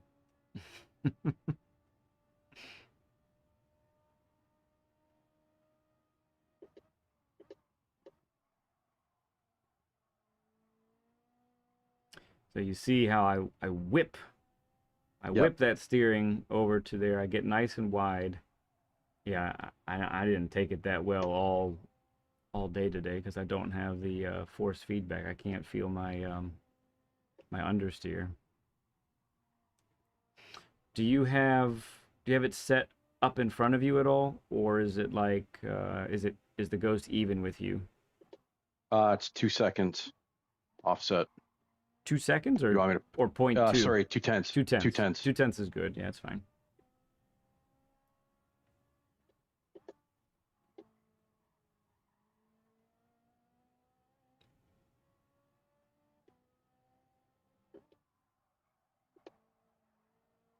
Good. Quite similar. But I definitely want you to note the Just to watch it. watch the differences.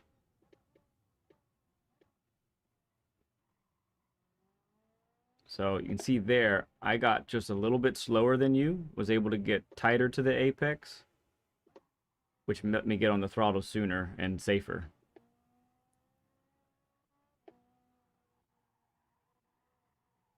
Yeah, because I had to lift off there a bunch of times. Mm-hmm. All right, not a problem there. Still a whole lot of input.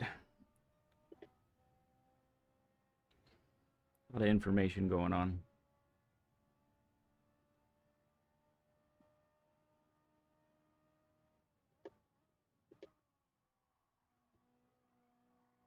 Good. That's almost precisely what you need to do. You're up 3/10. Oh, on the power too early.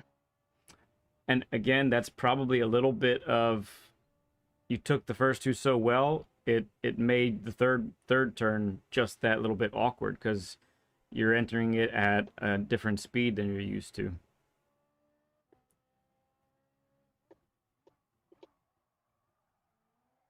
Okay, so did you see there how you caught my ghost going towards the apex? Yeah, because I was braking way later than you. Okay, so, and you saw that it was not advantageous for you. No, because it caused me to spin. Mm-hmm. Right. So we need more brake pressure applied for that hairpin, looks like.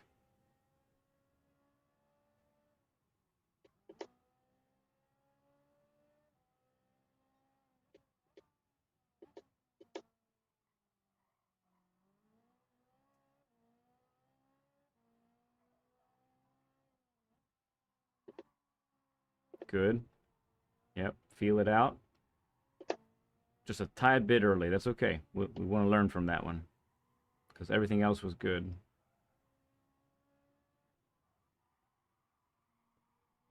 We needed third gear there. That's why we ended up wide. Yeah. So when you typically time trial, do you usually just have your ghost, or what is your typical routine? No, I'll try and find somebody's ghost, yours or somebody else's. Okay.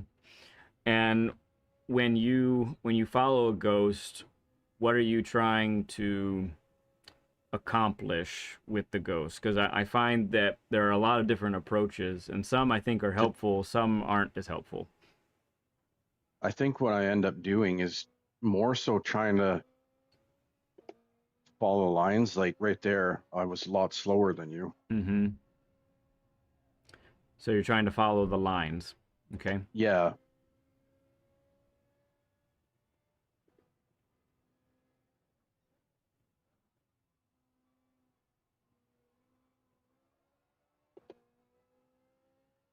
but even there, I'm not really.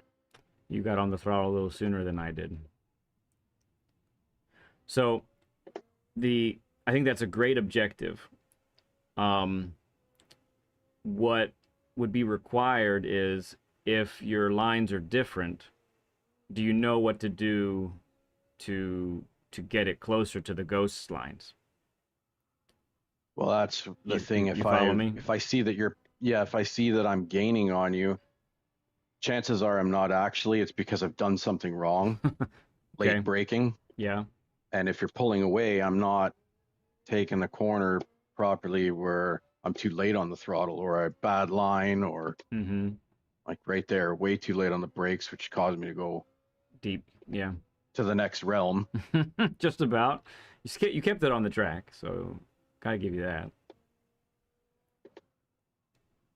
Too late on the brakes there. Yeah.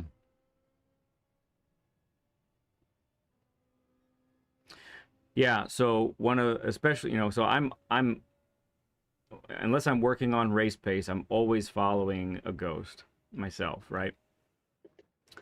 And what I am specifically paying attention to is, where does the ghost turn in? Let me match that as perfectly as I can, right? And that's the thing. Yeah, I'm all over the place here. Yeah, but if you can just, so I guess I want to break it down and simplify it for you a little bit. So if focus on when the ghost turns in, match that, okay? the next part then is, okay, we're heading towards the apex. Am I wide of the ghost as we head to the apex? If I am, I need to implement more braking. Am I somehow inside of the ghost? Maybe I broke too much, right? Am I catching the ghost? I probably, but I'm still in the same line. I probably didn't hit the, I wasn't on the brakes long enough or hard enough, one of the two, right? Yes. And then what's really critical for me is the exit. So if I am able, okay, and that's a big if I am able to replicate a ghost's entrance, then I know I can see where the ghost accelerates. So if I accelerate at the same point, then I know I'm going to make the corner. And this is literally how I learn to handle a car at a track. Nowadays, at least. That's what I do. Okay. If I have questions about gearing, if I have questions about other things that I'm not positive on, especially if it's like a really unusual car that I'm not used to driving, then I watch a replay. If I have questions about the car's limitations in a corner, I will watch a ghost replay also, because I want to see, like, for instance, this corner right here, how much speed does the ghost carry through there? So I know what the car's capable of. Maybe I can't do it Yes. exactly like that, but I can at least know what the car's capable of.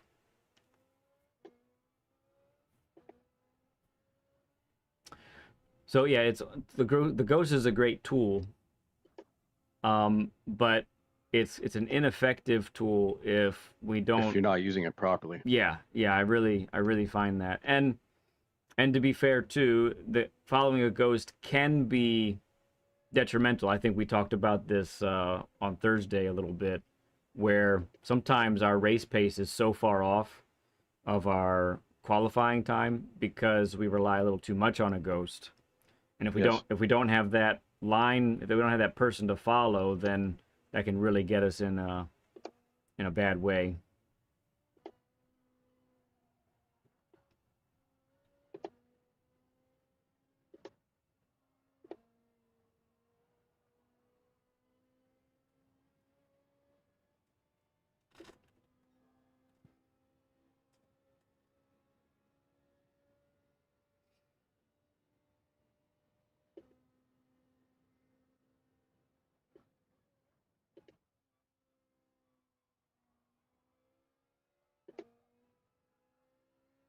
Nice. Okay, so there we weren't. I scrambled it up a bit, Yeah, but we weren't quite as wide as I was there.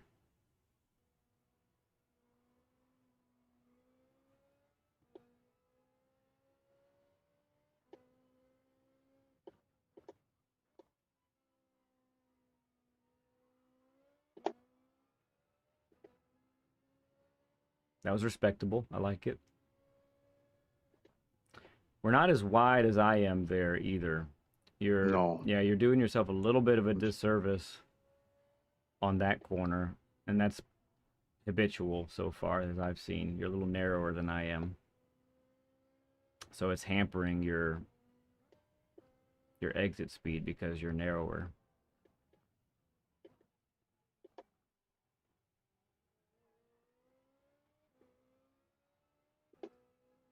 That hairpin was really good, especially for having to come at it at a different speed. That's tough because of the penalty. We need third there. Gotta have third. Third there? Yeah, you'll miss the Okay. apex every time if we don't use third. Blah. Damn penalties. It's stupid game. Stupid pens. Stupid track limits. It's not the game's fault, it's the operator. We can blame the game sometimes. It makes us feel better. It makes me feel better sometimes to do it.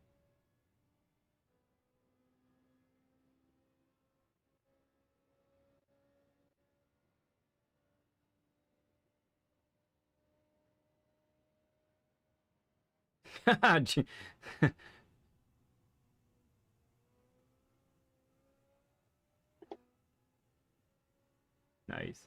G says, nope, it's all caps, always the car's fault. Or the equipment, right? Blame the Yeah. car, blame the equipment. So still too far into the center of the track there. Yeah, and we coasted for too long. There was a period there that was really long, no brakes, no throttle. Yeah. And now it's just all over the place. Whee! It's okay. So yeah, apparently I've got more than I thought to work on. Perhaps. Yeah, I didn't. So based off our conversation, I wasn't necessarily expecting this, um, which is okay. You know, everybody is different. Everybody's strengths and weaknesses are different. So you know, I think we're seeing. You know, it's honestly, it's really good that you know these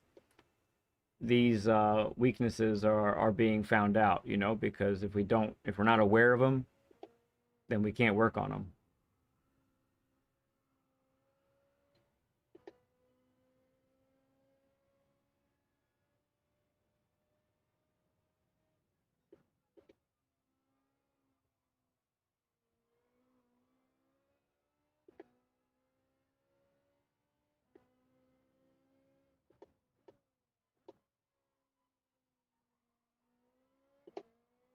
Yeah.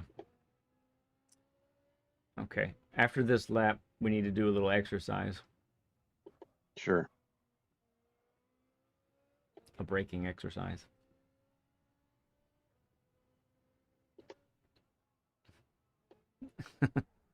All right. Well, that's the end of that. That works. Yeah, let's go ahead and you can hop back on the track. I just want to make sure that you can feel the the um the lower end of the brake pressure because something that I'm seeing pretty often is you'll get to like 50 or 60% brake pressure, And then drop and it. then it's a lot of drop. Yeah. So let's go ahead. Let's go ahead and get you to the. Let's see, which one is it? Turn 5. Turn The 5. the Okay. hairpin. Yeah, 1, 2, 3, 4. Yeah, 5.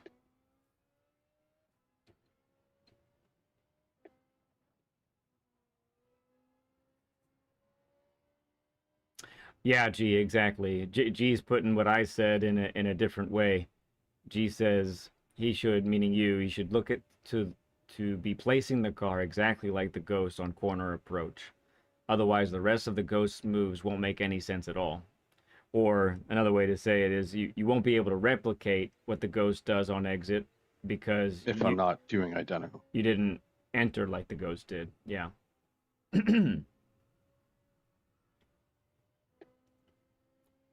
right, so when we get to turn 5, just go ahead and park it right at the brake marker.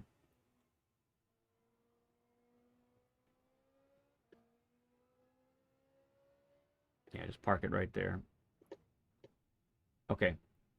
So let me see you give me 100 to 0% braking in as slow and as smooth of a motion as you can muster.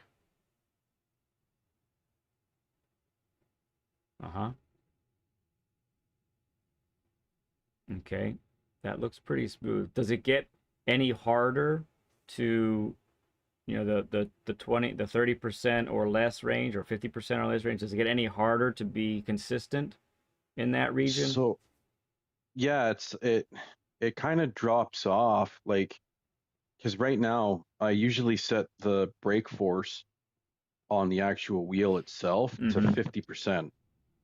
Okay. So Brake. So, I can change the brake strength within the wheel itself without having to use the the game to do game, it. yeah. So so in the game, the calibration, do you have it as a full 100%? I believe I do, Okay. with a very marginal dead zone. Yeah. Okay. So typically, so you're at it's I at can it's at let me go 50%. check, to be honest. When you say 50%, so there is another 50% of brake stiffness that you could add. Yeah, so because I can change Mm-hmm. how much pressure I want. Yeah. So I think it's like 60 kilogram tensioners that are inside. So the more I increase that value, Mm-hmm. the harder I have to push on the pedal because the pedal doesn't have much travel to it, right? Yes. So the more I increase that value, the more harder I have to To actually push down push to on get the to pedal. 100%. Okay. How does it So is my that what it defaults to is 50% or you can set it to whatever you want. So right, but where you does can it set it start? to Where does it start default? I believe it starts at 50%. Okay. All So if right. I go to pedal Oh calibration, my.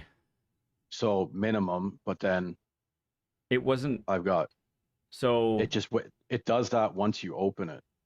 So like if I back out yeah. and I open pedal calibration again, see how it starts back at minimum. So Uh, then I have to press to maximum to use 100%, and then I can. oh, So if I let it go gently, it'll yeah. stay at 100%. But if Then I you go okay. yeah, So now it should be 100%. But if I come back into the pedal calibration, it it defaults. defaults. That's weird. So I wonder if you're truly getting that travel though or huh. like right now, I'll do 100%, and then I click OK. So Yeah. now 100% actually. Okay. You're feeling that there. Yeah, yeah, yeah. Yeah, because So when I'm if it pulling off, I can count the. mm-hmm.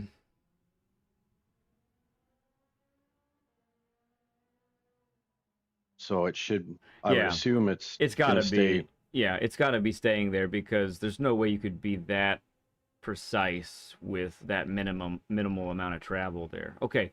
Exactly. So going back to the settings you can do through the wheel though, um I wonder if I wonder if raising it wouldn't help. So typically the stiffer the brake pedal is, the more consistent you can be because you're using more muscles to Yep. impact, implement that pressure. And more So muscle if means I more muscle memory that you can develop with that. so what I'll do is I normally keep it set at 50 or 40% is what I have it set to. Mm-hmm. So I'll go on the track. I'll leave the menu on the steering wheel open. Yeah. I'll go on the track and I'll push down on the pedal to show you how much it changes. So right now I push down 100%, like Mm-hmm. I'm stomping on it. Yeah. Now, if I crank this up to max, I'm pushing the same amount of pressure Okay. But you that I went, did but before. you went to max, right? You went to Now, 100%. so yeah, so what I'll do is I'll hold the pedal to, let's say, where I want to keep it at 100%, and then Okay. as I dial this back, see Ah, how neat. Yeah, yeah, yeah. so Okay. you can set it so you can, okay, I like this brake stiffness. I want Mm-hmm. this to be I 100%. So want if this I feeling. dial, Yep. So so right that there. sets me to 45 Okay. Interesting. on the actual steering wheel. Okay. So let's go back to that hairpin. Okay. Um, and so I mean maybe we don't need to adjust that. That might be all right. I can't feel what you're feeling there, but I think it's worth a discussion. Oh, 100%. Anything's Yeah. helps. Yeah, yeah.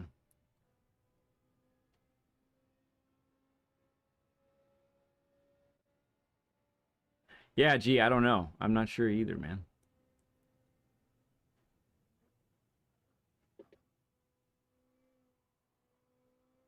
Yeah, so even right there, we should have spent a little time at like 20% brake pressure before you came off. There you went down to about 40 and then it was gone.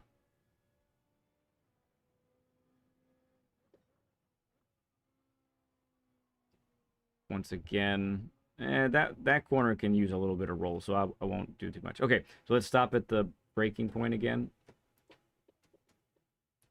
All right, so let's look at this for a moment.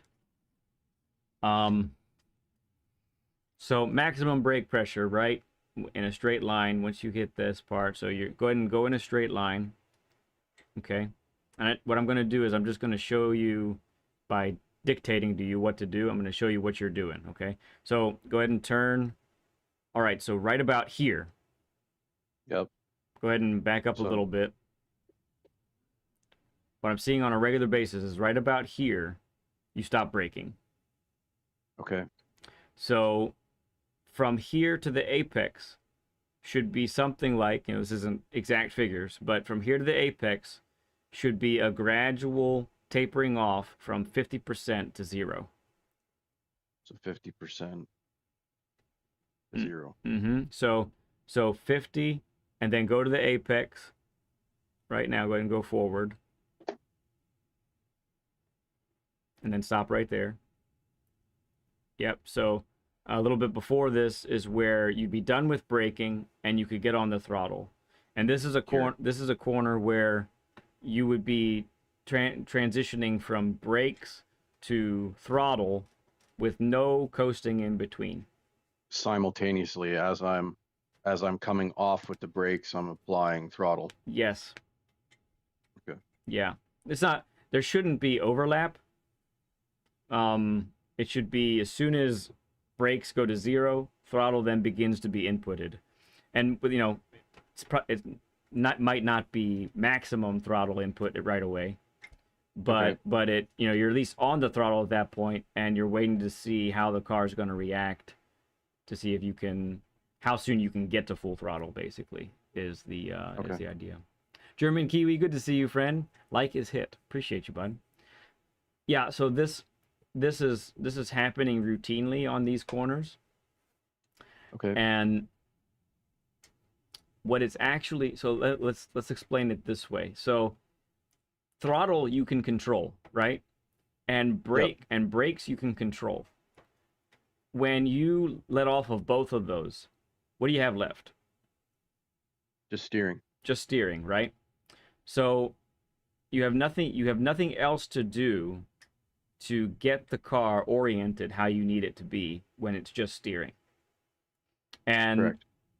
If you have, so it works sometimes because perhaps the amount of speed you've carried in and the amount of brake pressure you applied is just right, so that when you coast, it can be correct.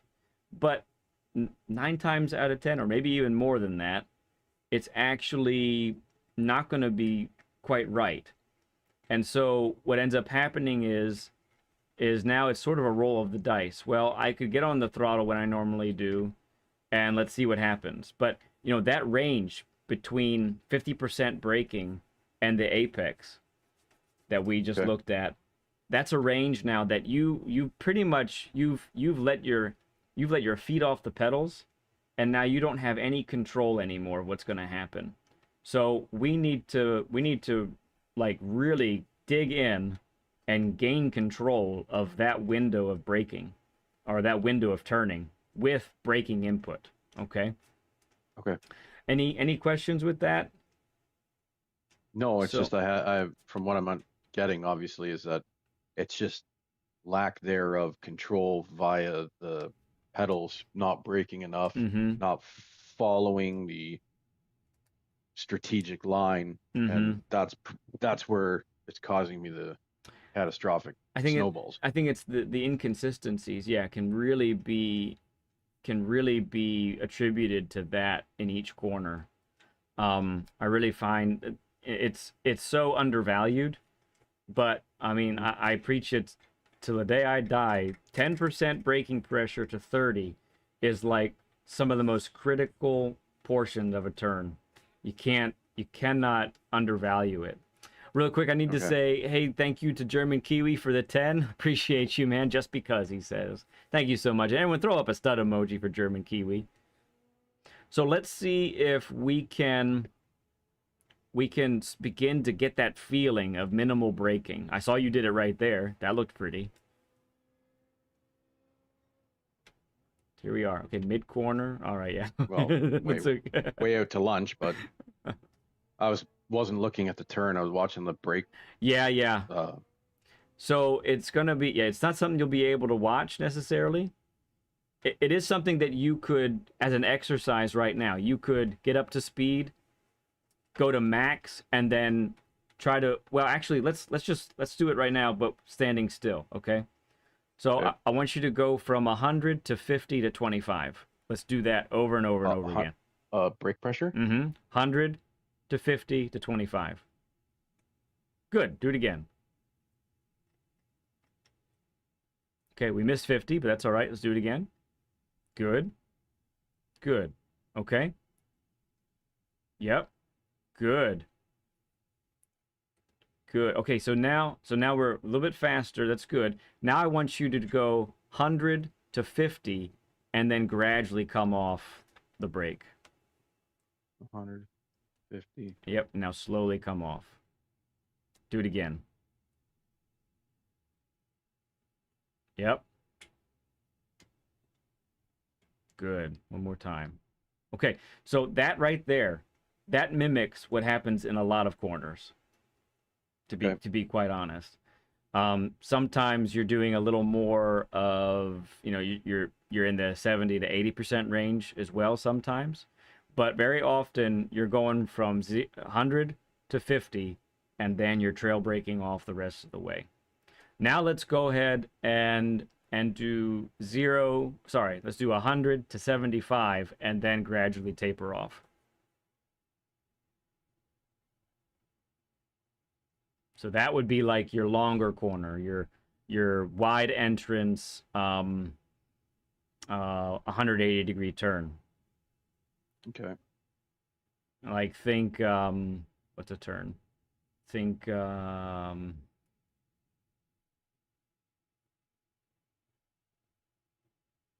can't. The boot on Watkins. If you know the name of that turn. It's a 180-degree turn. It's after, so you got the bus stop, right? You got the bus stop. Then you have the fast right-hander.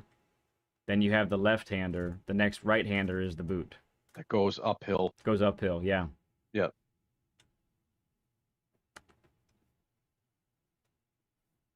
Okay.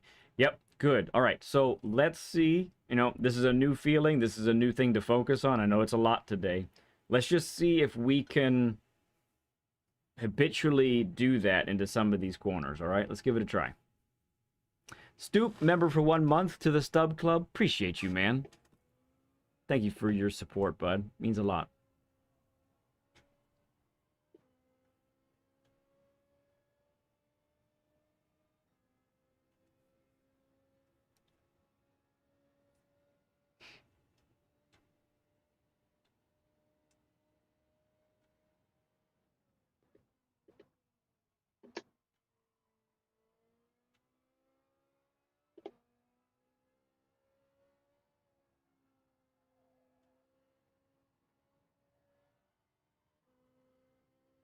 Nice turns there. It's good. A little wide on the first one, but that's probably because I have you overthinking the braking now.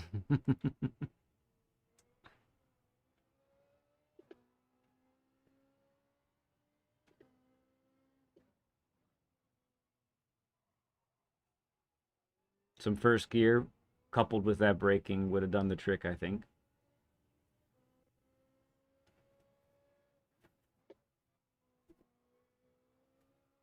Good.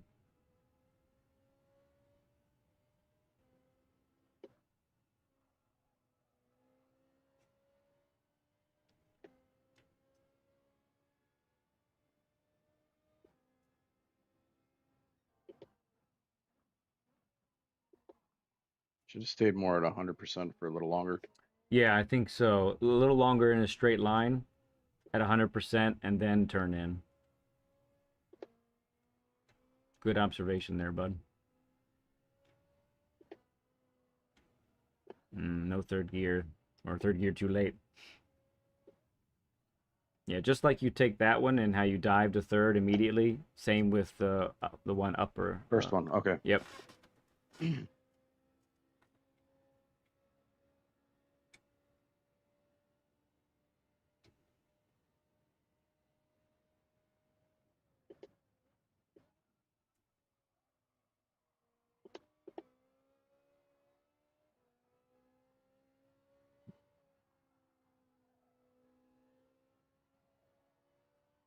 Good adjustment there. Very comfy exit, but right on the edge of the track, so that's quick.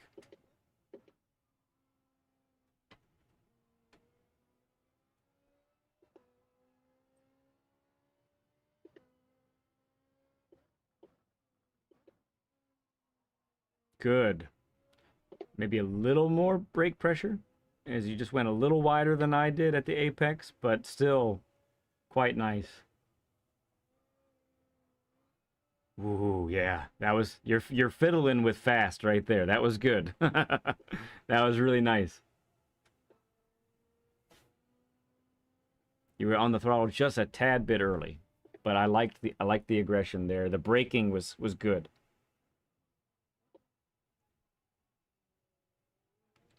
Good.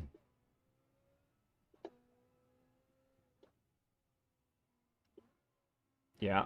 Nice late to first there. Oh, look at her go. Okay. There's a lot of promising things there though. That looked really good, bud. This looking Yeah, that good. was starting to come together. Yeah, let's keep going.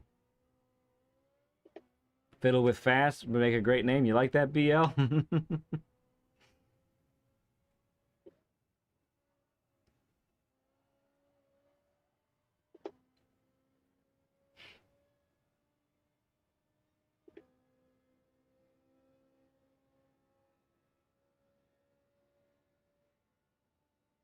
All right. Don't forget the brake pressure here with some second.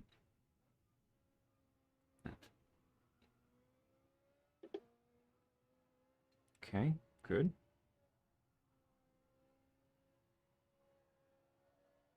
Yep, had to adjust. It's all right. Looks good.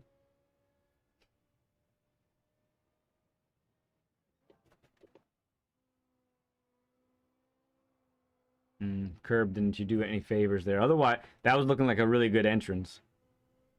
Really was. Good. You hung out at 10% there for a moment. It's excellent.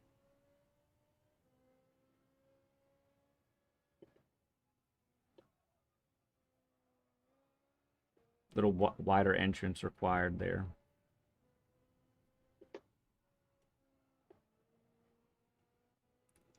Yeah, violin player on ecstasy. I like it. I like it, Kiwi. Yes. Ah, it's gorgeous. You were at between 10 and 20% there. It sucked you to the apex. You're able to get on the throttle, and it was majestic. Good use of third. Good rotation. A little early on the throttle, but otherwise nice. Cliffy, good to see you, friend.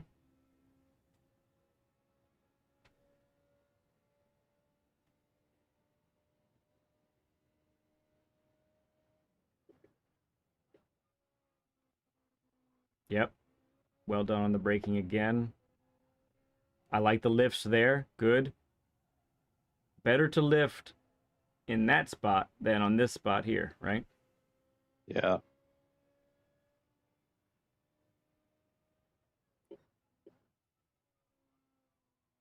Yep. I saw that little adjustment with the brake. You got Give it a little extra there towards the apex. It's good.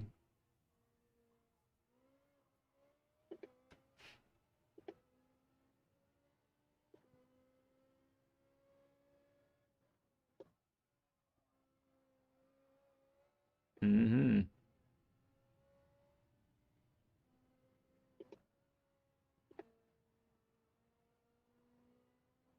I think just in.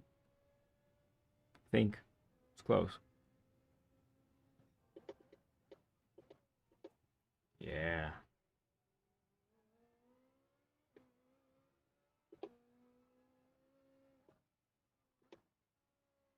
Wait for it.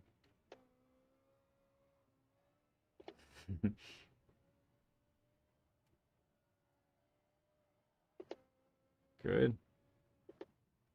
Yeah, look at that weight transfer. You lifted, but you didn't need to that time. You had it. Good. Good, good, good. That's the thing. So when I'm turning, I can feel the wheels chattering, and it kind of makes me think, oh, wait, I'm not going to make my Mm. rotation. That yeah, and that could be right. But sometimes when it's chattering like that, that's when it's time to open up the steering because you're actually going to make it.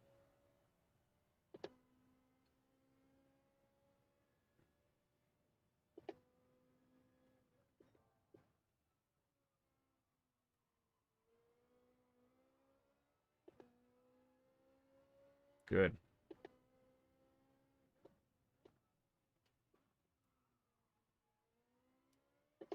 Tad bit deep, but nothing we can't recover from. Very nice.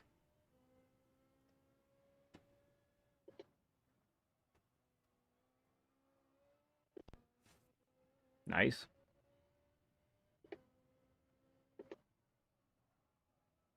Yep, good patience there. Had to wait because we were just a little wide, so that's good. Yeah, that's correct, Theo. Excellent. Yeah, I could watch you do that hairpin all day. It's beautiful.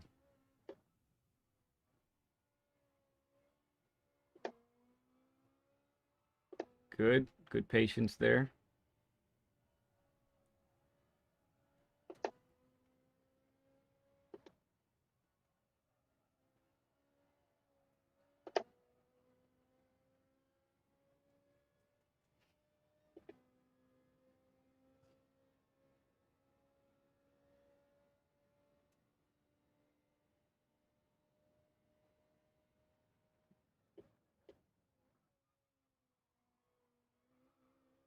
Mm-hmm.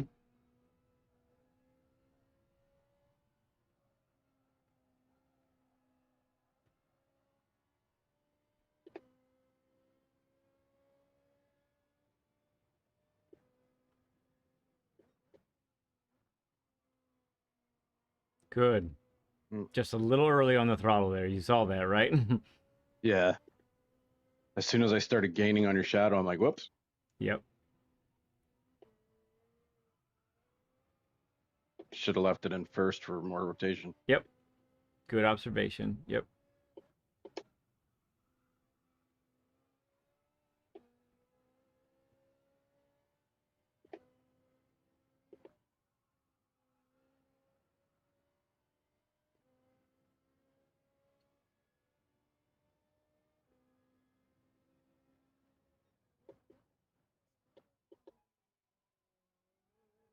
Look at you right on me there.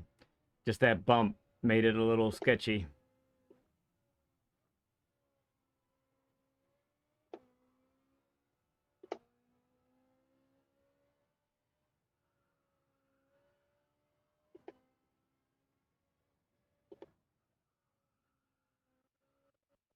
You'll make it. Yep. Okay.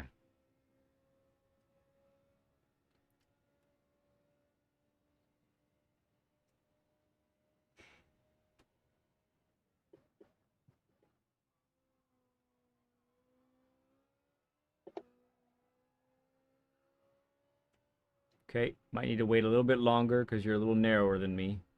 Yeah. Okay. You still managed almost 2/10 up still from that, so it was salvageable, you know. Hmm. Yeah, on the throttle too soon again there.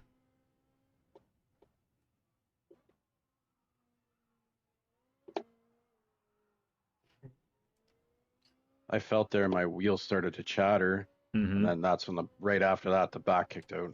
Yep. Okay.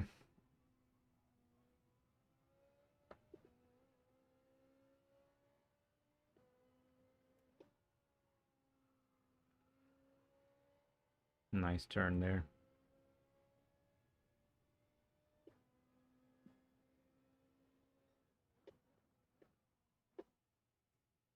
Good. It's a little wider, but wider entrance. That much wider actually can just give you a little nicer run out of the exit. On the exit, I should say. Great turn there. Going to be carrying more speed than usual. Good adjustment. Got some rotation with the bump. Oh! Woo! Yeah. Sailed out a little too far. Mm-hmm.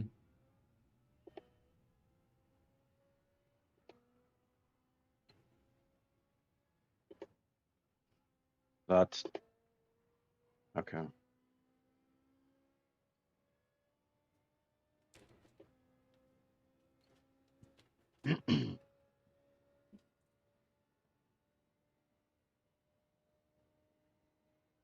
Bobby Vegas says, Sup, Led and Knight Rider. Good to see you, man. Appreciate you coming in.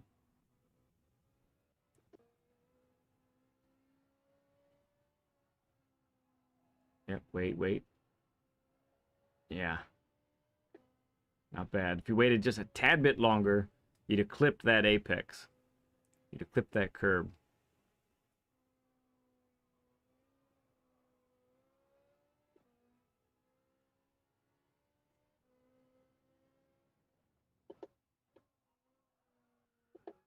Thank you, +5. Brake balance. And whipped out from behind you. That was great. Good line there. A little early on the throttle.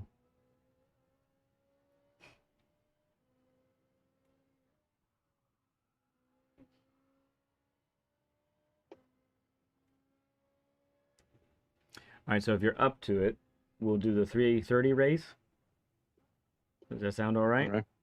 Yep. Okay.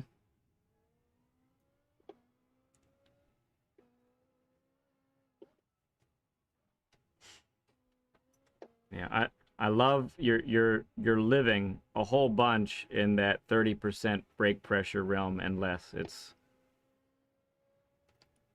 I don't know if you feel more comfortable. It might still feel uncomfortable, but and I mean there's some things that are still inconsistent, but to me things are looking a lot more, we could say, wholesome. Like it's looking more refined than it Okay. was earlier on.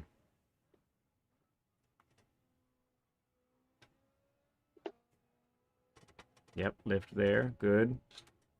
Wait for it. Close. Just a little bit longer of a wait.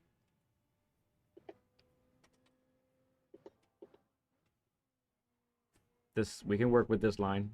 Yeah, just get on the throttle, not too early. Good.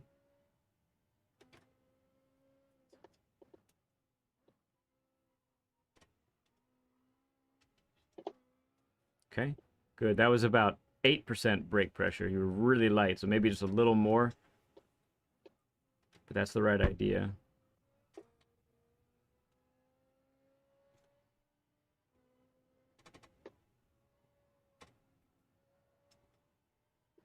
Good through there. Oof, it's quick.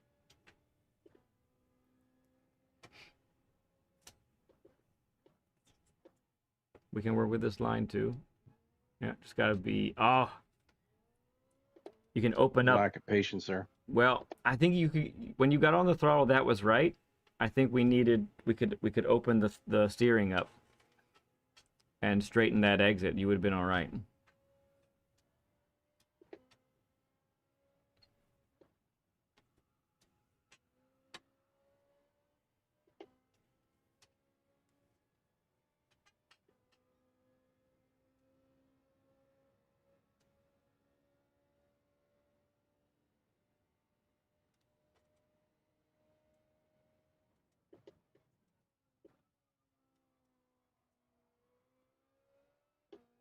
Yeah. Okay, easy here. Wait for it. Almost there. Didn't wait quite enough.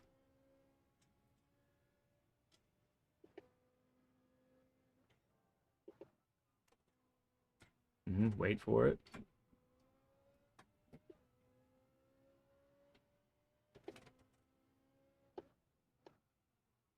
Yeah, so look, overall, your entrances are looking so much better. Okay. They really are. Now it's just coupling these entrances with a little more patience on the throttle, especially for the longer corners. Try to eliminate that pressing the accelerator and then having to lift on exit.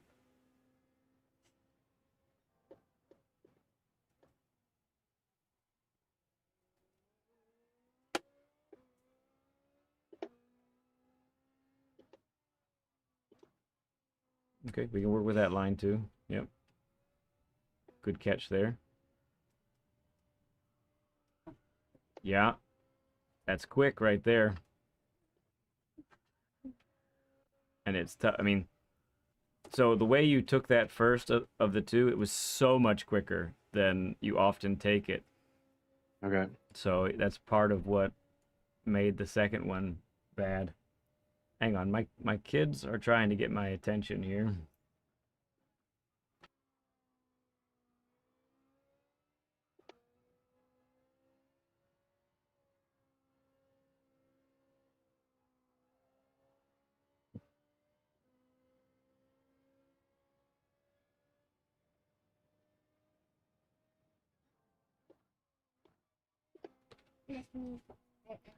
All right, I'm back. I was muted for the YouTube. I wasn't muted for for you, Knight Rider, but No worries.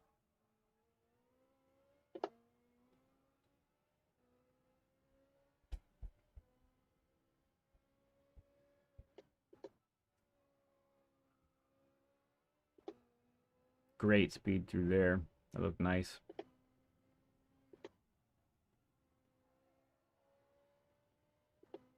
Good.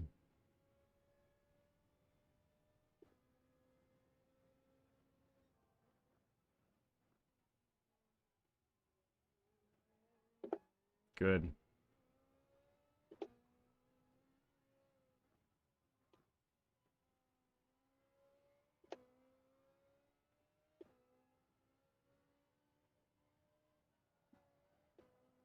I like the revving out of third. It seems to be giving you quite good consistency there. Can you toggle to see what your optimum is right now? 42.4. Okay. So it's still slower than my Yeah, uh for now. You had nothing but blue sectors there that time, though. That's good. This is looking so much cleaner. This is looking really nice. All right, so again, so you see what's happening there, right? We're just on the throttle a yeah. little too soon.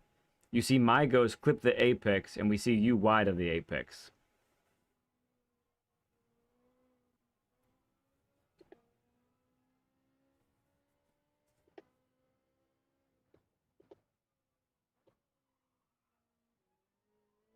Good braking there.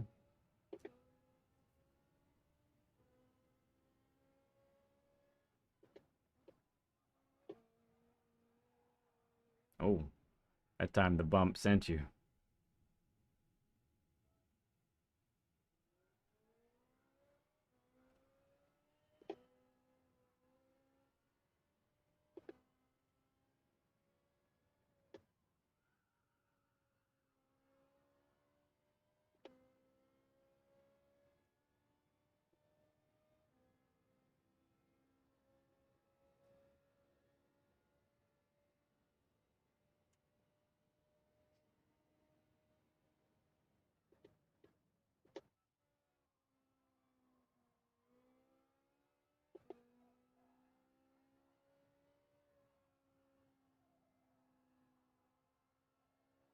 Good. Much better. No lifting that time. You were once you got on the throttle, you were able to stay there. It's good.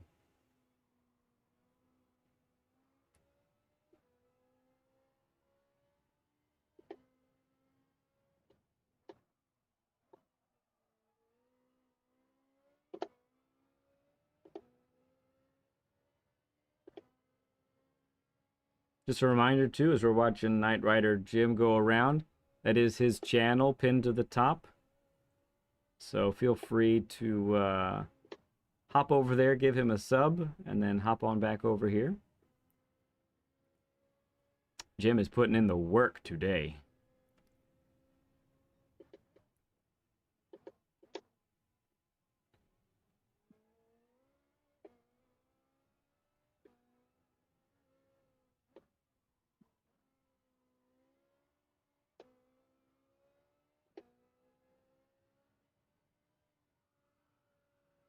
Yeah, that's looking clean. Wait, there you go. Yes. Oh, finally, we linked them two together. Yes. That felt good. Hot dog, yeah.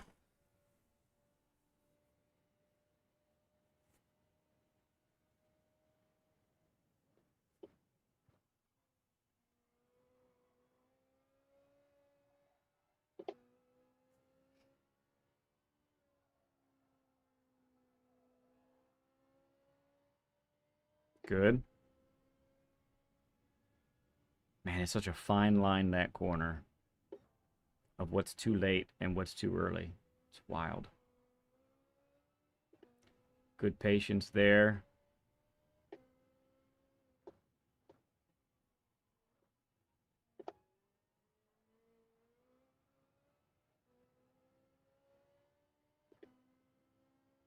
All right, so that last corner was subtle. You ended up actually getting to 50% brake pressure a little too soon. We needed a little more max brake there. Okay.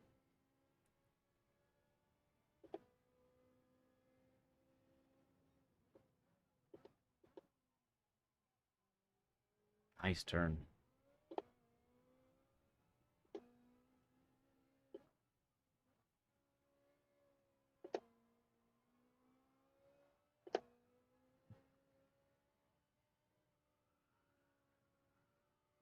Mm-hmm.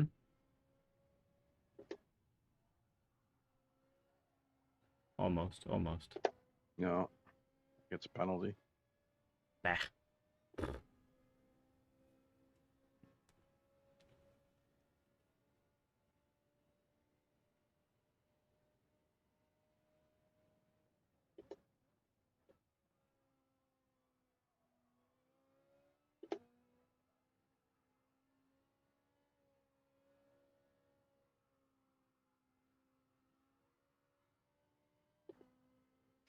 I messed up the entrance there, so Mm-hmm. Yep, you see it. You see it.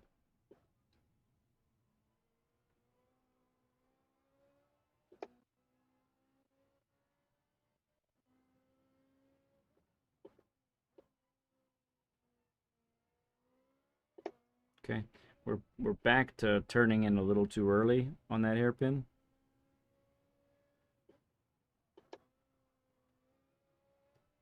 Good exit speed there. That was nice.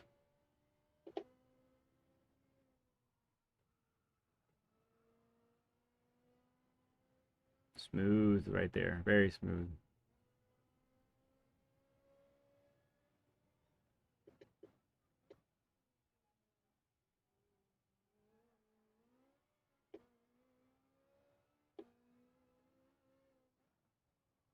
The one on the right, that's the counter steer assist. So that helps mitigate the amount of weight transfer that you experience from the car.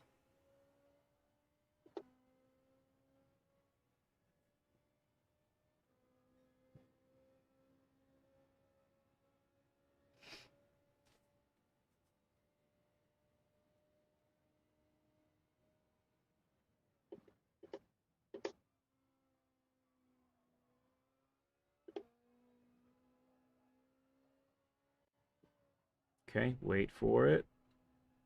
Yes, get the car pointed, then go. Look at you go. There it is. Come on. That's what I'm talking about right there. Okay, wait for it again. Wait for it. Yeah. Yep.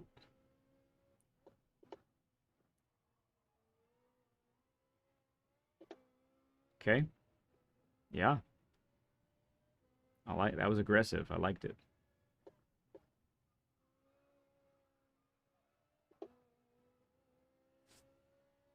A little bouncy that time. Good. Man, you got the car rotated, and then you were able to punch it. Made the corner easy. Okay, this is a line we can still work with. Yeah.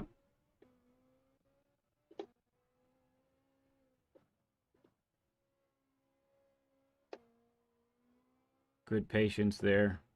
Spot on. Good job.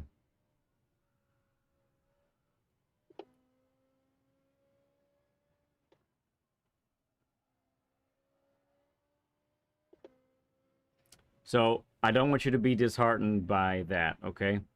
So I know you were up for Yep. most of that lap, but let me tell you, you took on lap one, you took those last two corners like pro level, okay? So Okay. it's going to be hard to match the way you took that. So that was a fantastic lap. Honestly, that was I would call that a better lap than your first one. It just didn't pan out at the end, okay? So we have 3 minutes until the 3:30 race would start. So So I'll just back out and then I'll time trial in the race until yeah, it starts. if you're good with that, yep, we can do that. So one of the things, friends, those who are watching right now, we one of the things that Knight Rider has talked about is just the race pace difference compared to his qualifying time. And he feels like it's mostly very slow.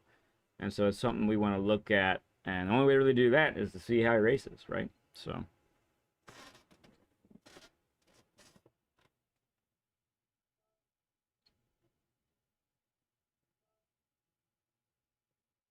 You out, Steven? You're going to take him to get a violin. That's fantastic. Do it.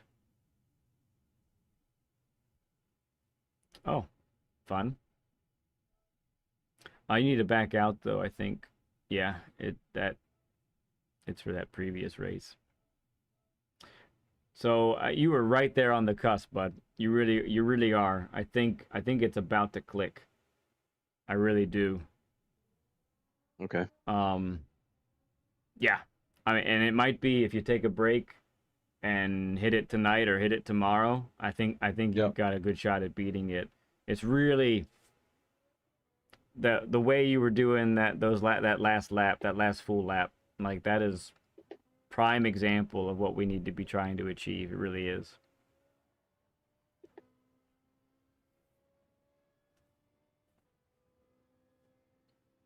Okay, Stoop. Sounds good, man. Do your thing.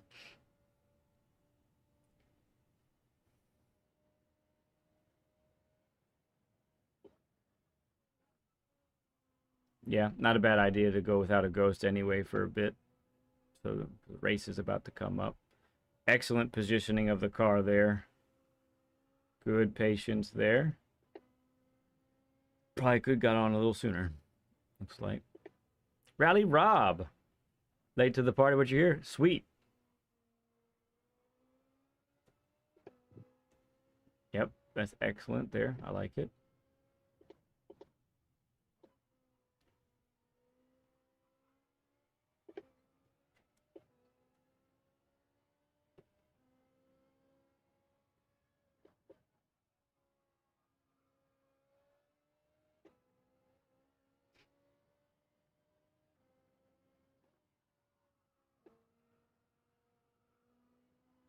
Oh, dirty.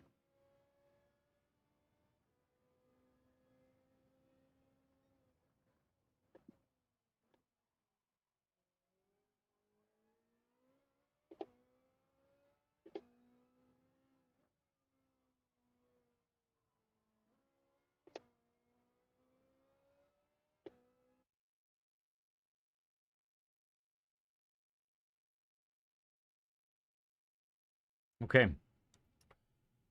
Fun, fun.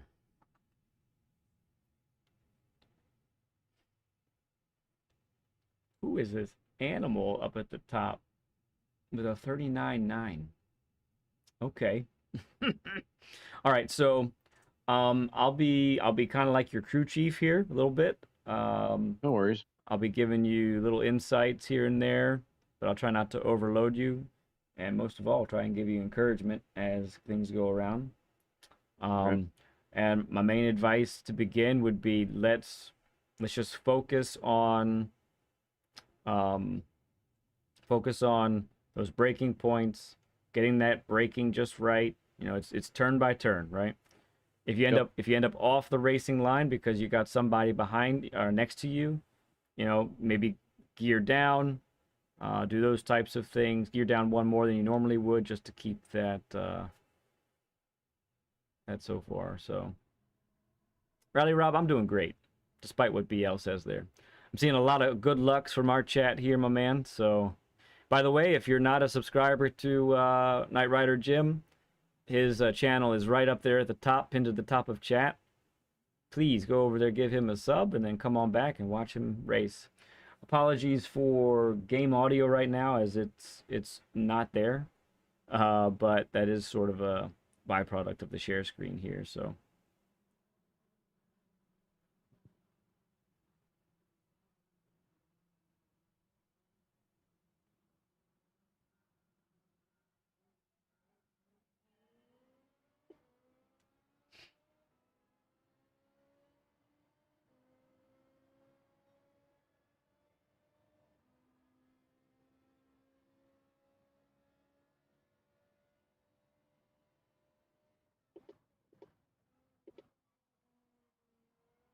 Okay, give yourself some space here, and you chose the right place to go. All right, let's be a little cautious on the outside here. I don't know what these people are gonna do. Okay, That's the gamble. yeah, sure is. All right, I like it so far. I got one guy on your inside. You could have the better line for the next corner, though. Just make sure you brake early enough. Oh, man, that Lambo is going to be trouble. Skay. Oh, Oh, all right. That's unfortunate for them. We'll take advantage.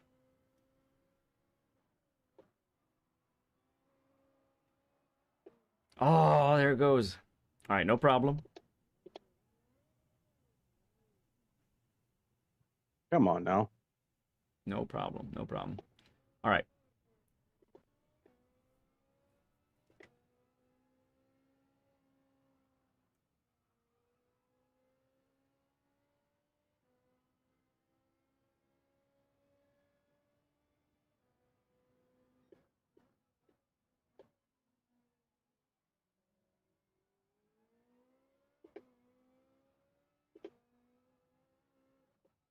So, have we done much of this race this week?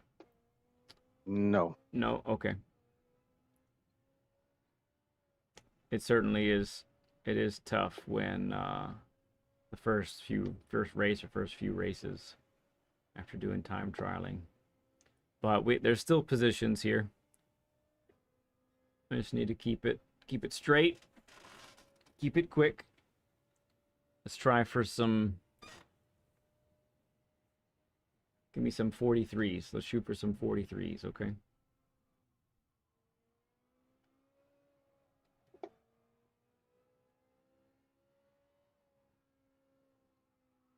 Stig Xander, good to see you, friend.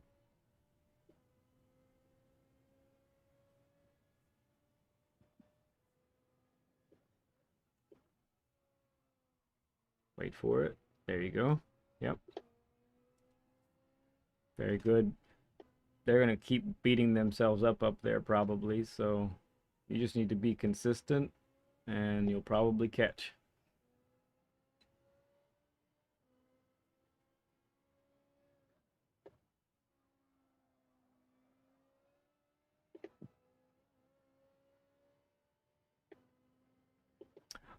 Stig, I'm going to be out of time after we're done here. So no more racing for me today.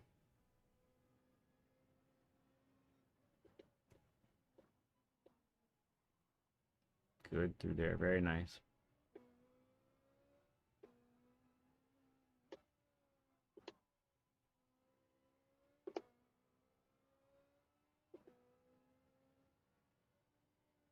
Yeah. Yeah, I have two younger kids right now who are jumping at the bit for their turn on the PlayStation.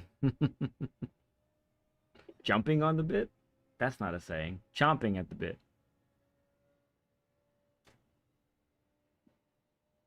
Wow. Mean people. Good.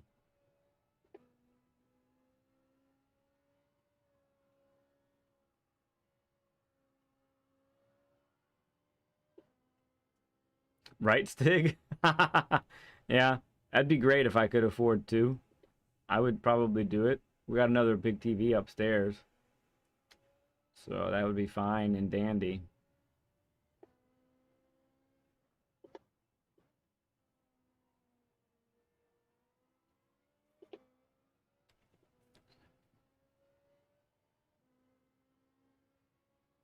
Yeah, that's probably if I had the wherewithal, I would probably do that and give them the older version.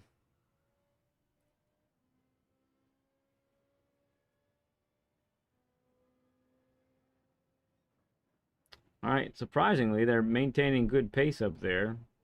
However, we do see Mr. BMW with a half-second pen. We just got to keep it close here, Jim. We just got to keep it close.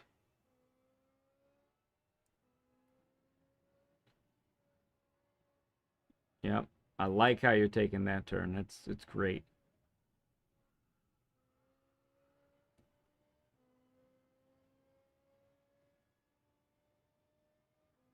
Okay. Beat your time by a little bit there. It's excellent.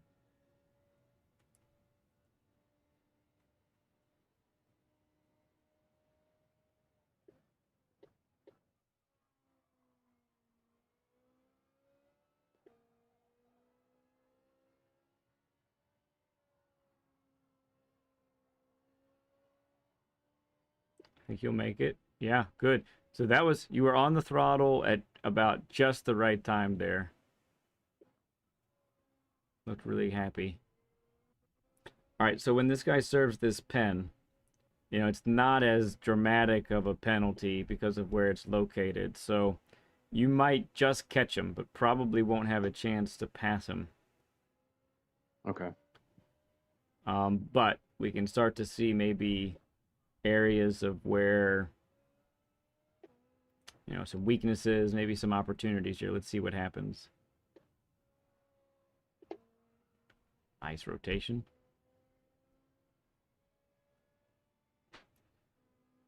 I'll appreciate you subbing up, Stig. Everyone throw up a sub emoji, please.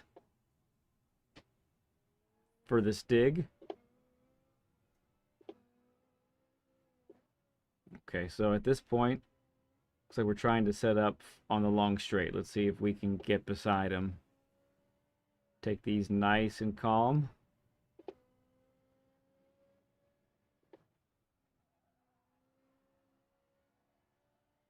A little wide. Okay, not this one. Let's see if we can sort of ooch our way forward here during the turns. Last lap. Sub, sub, sub. Exactly. Chris is on top of it. There's Stoop. Stoop's got it. Keep it close. Yeah. Keep it close. Opportunities are coming. All right. He's blinking. He's get on his inside. Yeah.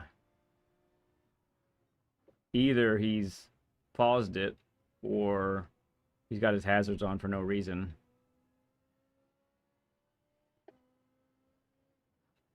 Yeah. He was chatting. It's always exciting when people do impossible moves like that. Thank you, server. All right. So long straight coming up. Could potentially... There we go. See what side it gives you. Yeah, take it. It's going to give you the inside. Take it.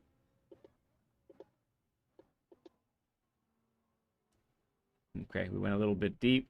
so he gets the cut back, no problem. Ooh, not quite enough room. See if we can set up. Break a little earlier, and then get the run. Yeah. Yeah, punch it. Go for it. All right, nicely done. Nicely done. Okay. Unfortunate, but Yeah. Yeah, but it's still good, but I'm a stud. I guess so. We just have the sub emoji for the new subscribers is all. I'm sure there'll be plenty of chances for you to be welcomed as a stud as well. Fear not, Xander, fear not. Okay, so I have a question sure. for you here. So, we so you've got some really great equipment. One of the things I'm noticing is you seem and correct me if I'm wrong, but it seems as though you very rarely are able to catch power oversteer. You'll catch it sometimes, but even then it's not.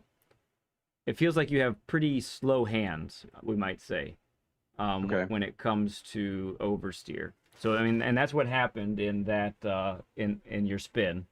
You powered out of that corner and then away you went. So do you find that you're able to catch spins, or when you start to spin, is it pretty much over? Sometimes I can. It depends, I guess. If I've gone off and I got dirty tires, then Mm-hmm. no, Yeah. it's pretty much a wash at that point. Okay. Gotcha. But otherwise, most of the time I can kind of control. Well, depending on how I'm going, I can kind of control the slide. Mm-hmm.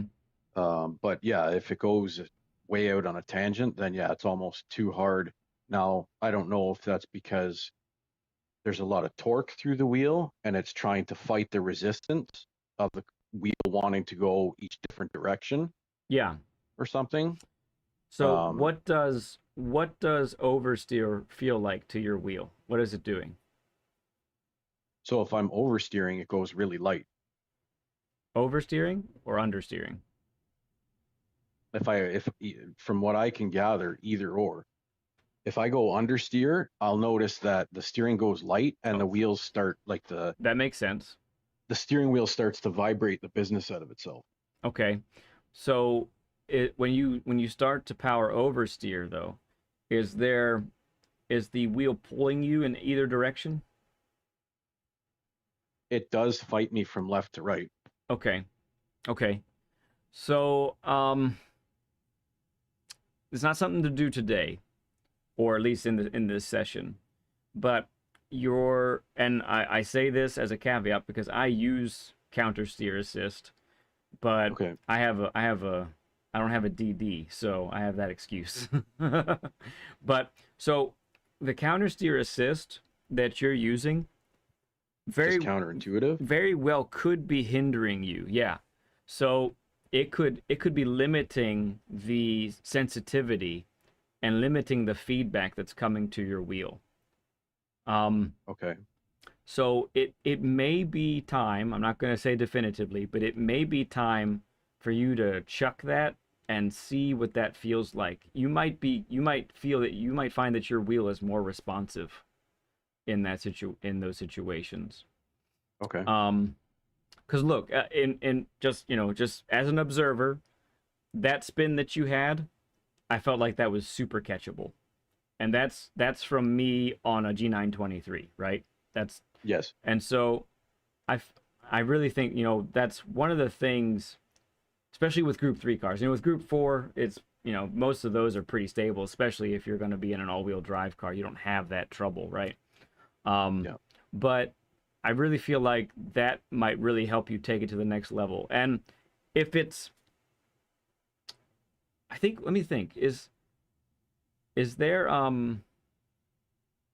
counter steer, is there levels of it? Is it just on or off, or is it default or weak? What is it on that assist? On that one, Yeah. Yeah, what let is me that? see. I can't remember. Because Oh, here. if it's if there are levels, maybe, and you're on the strongest one, maybe take it down a notch. Let's see, because we could wean you off of it, you know, instead of just Well, going I cold can turkey. just counter so it's on strong. Okay. Let's see what happens if I shut it off. Okay. And so I use it on weak myself. Um, Okay. so you know this could be really wild. But let's see what the wheel tells you,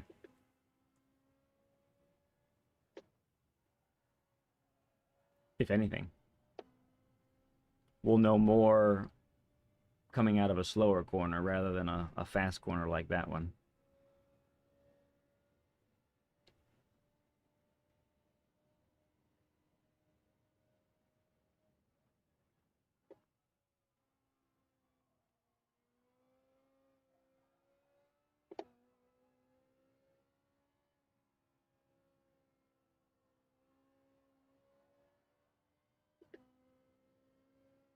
And especially like the one you spun on, that'll be a good test.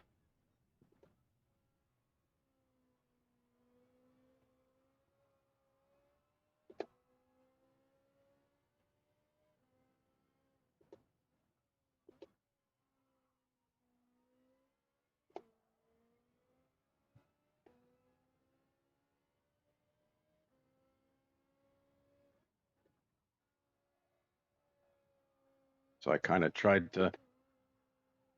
Oh, there it goes. Okay, when that happened right there, what was there Yep. any different feeling in your wheel?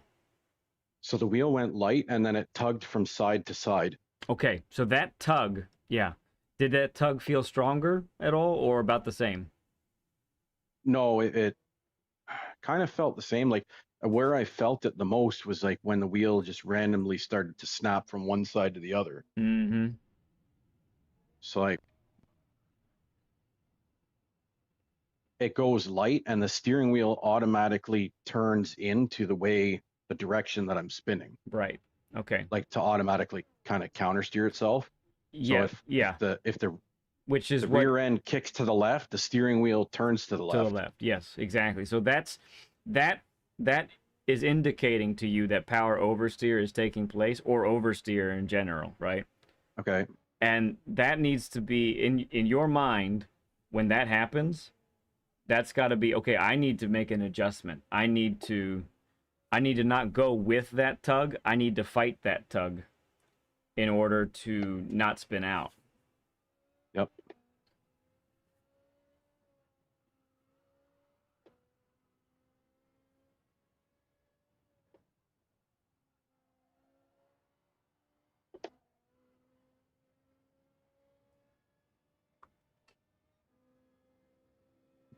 Love it. So yeah, let's go around one more time. Let's just feel it a little bit.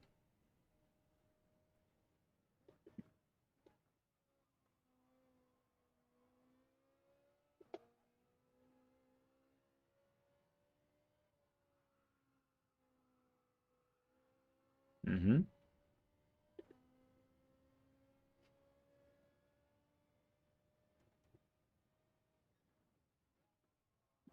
Snappy. Ah, yeah. Crazy boy.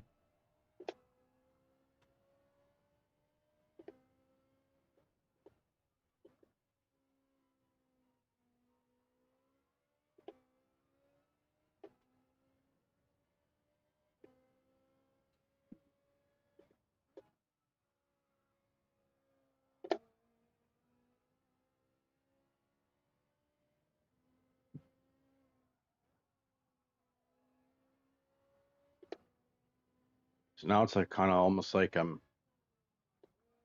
Mm. trying to almost induce it to see what's happening. Mm-hmm.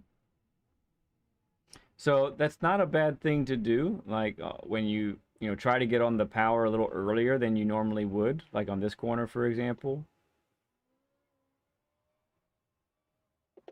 Well, we stayed in. Okay, there it goes. Yeah.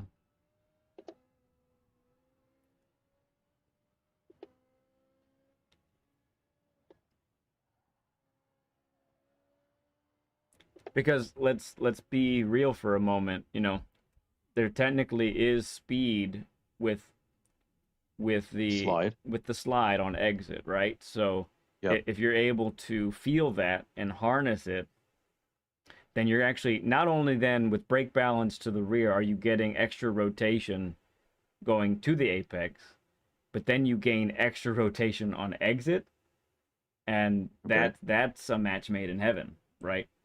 Yes. That's how you end up being very, very fast is what happens there. Okay, so let's kind of wrap all this up in a bow here, my good friend. So thank you for the work you put in. This was quite a session. This was a little bit longer than usual. Yep. But I did feel like there came a point in our session where I was really like, okay, this some it's not clicking yet, and I think it could. So we kind of took a step back and delved more into the braking, delved more into all of that. So two main takeaways from um from the qualifying and time trialing that we did, okay? Yep. And they should be no surprise to you, but this is, you know, just summing it all up. So continue to work on that low end amount of brake pressure when entering the corner and heading towards the apex, right? So, Okay. you know, the last 20 or 30 meters of the corner is where you can specifically gain a lot of time. Um, Okay. and it's going to be by you're already most of the time downshifting correctly. Don't see any trouble there. So you're getting the benefit of engine braking and rotation from downshifting. But the only thing missing then is just that last bit of brake pressure or last amount of trail braking, you could say also. And that's going to suck you to the apex just that little bit more. And that's going to be great. So next week, right, when the new dailies come out and you're practicing, you know, look for those look especially for the longer corners, the ones Yep. that take a long time to get around, you know, stuff that's beyond 90 degrees, right? Those are the ones where that's really gonna make the most impact when you utilize there. And towards the end there, you were doing it. You were doing it, and you were just a tenth off your best time. If we hadn't been time trialing, so you know already that for that much time, I think you would have gotten it and beat it by then. Okay. Second, Yep. so that's number one. Second thing is throttle input. So we're getting the um, we're getting the rotation to the apex. But whether it's a fast corner or a slower one, you have a real consistent tendency of getting on the throttle too soon. Yeah. Lead foot syndrome. Yeah, yeah, it's just getting on the throttle too soon, quite a bit. So where it showed its ugly head a lot was turn 3. Um, you would be, you know, especially when you were following my ghost, you would be right with my ghost because you took all the other two turns really well, and then you just needed to wait like a fraction of a second longer for the car to point to the apex, Okay. and you would have followed my ghost the rest of the way out.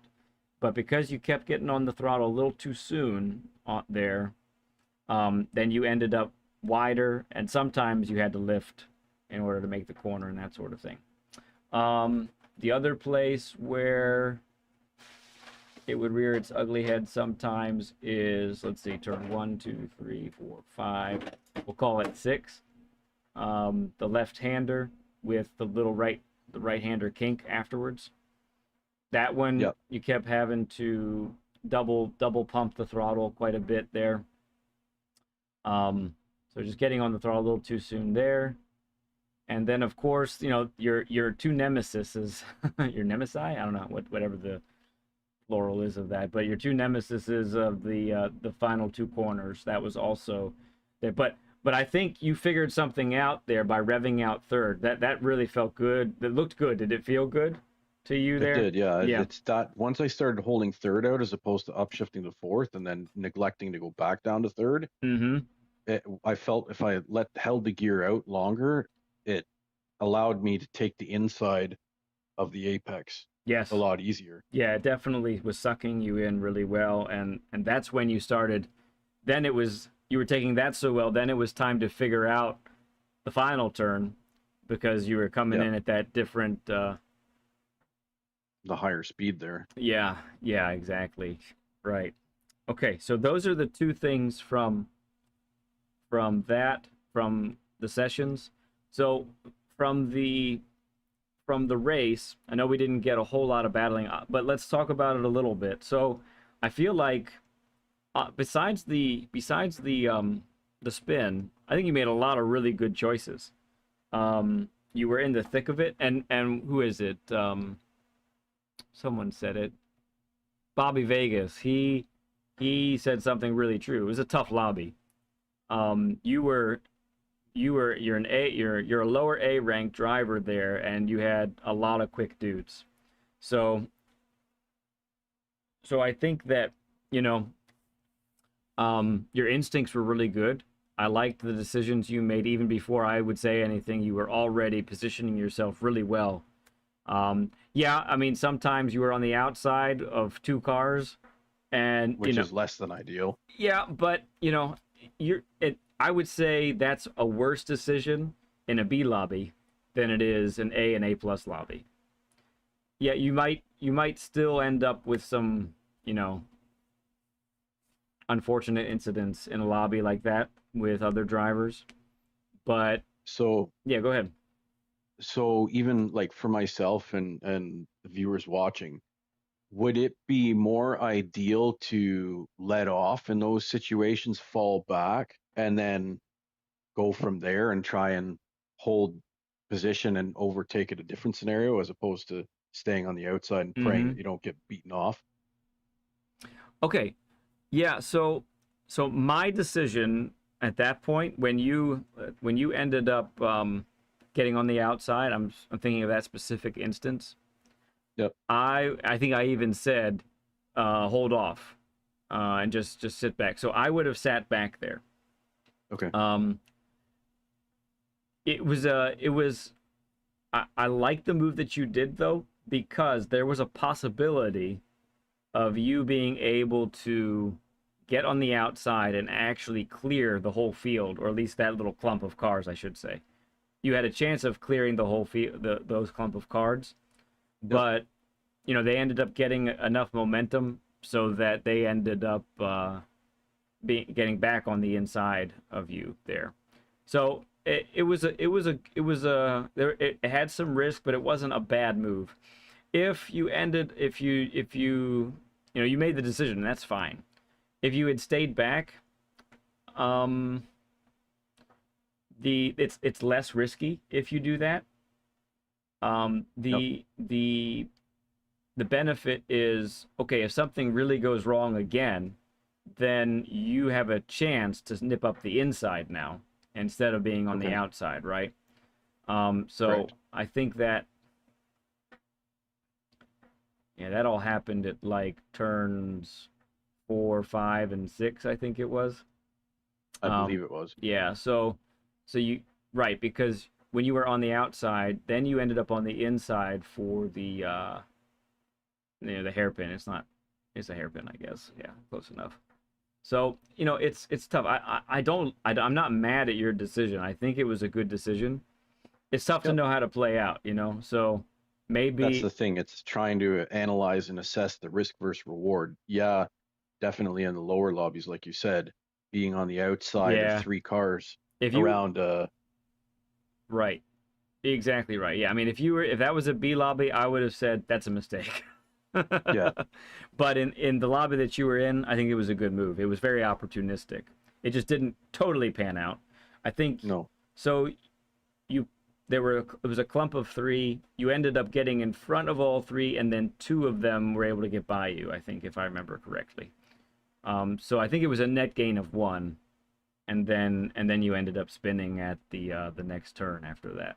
But um, honestly, I think the instincts were good. So, but what I think I'm seeing there, obviously it's just one incident and one race, so Yep. it's not a full spectrum of things.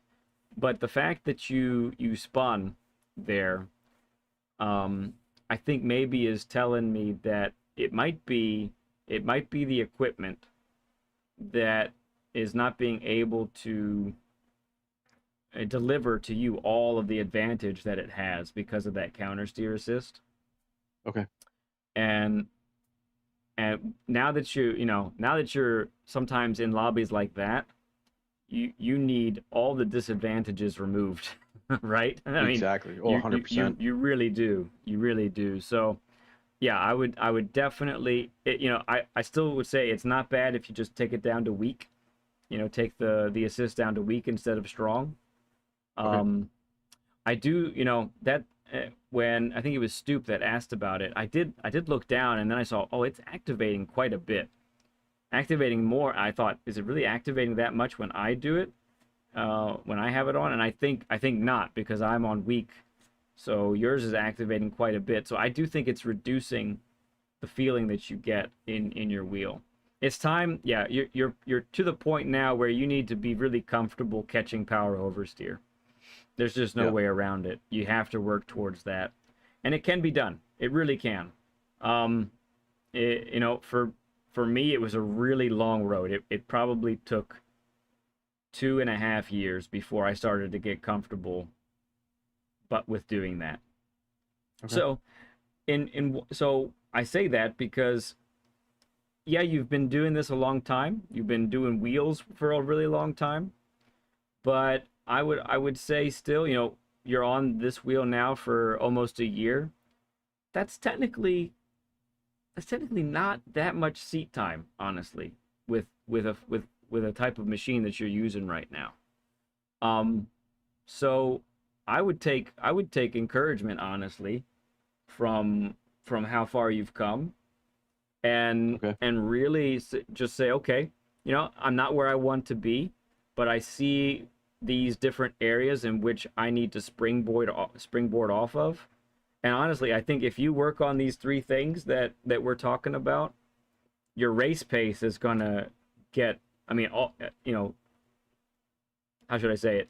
If all three of these things that we've talked about just now, if all of Yep. those gradually improve in the next month or so, and you really focus on it and work on it, yeah, your race pace is going to go through the roof compared to where it's been, really, honestly. So I'm excited for you. I think I think I That's think this good is good news to hear. stuff. Yeah, I think this is good stuff, man. I really do. Sometimes it takes. I've seen people do a session, and I tell them to do a thing, and for whatever reason, it clicks in 2 laps, right? And Yeah. who knows why exactly.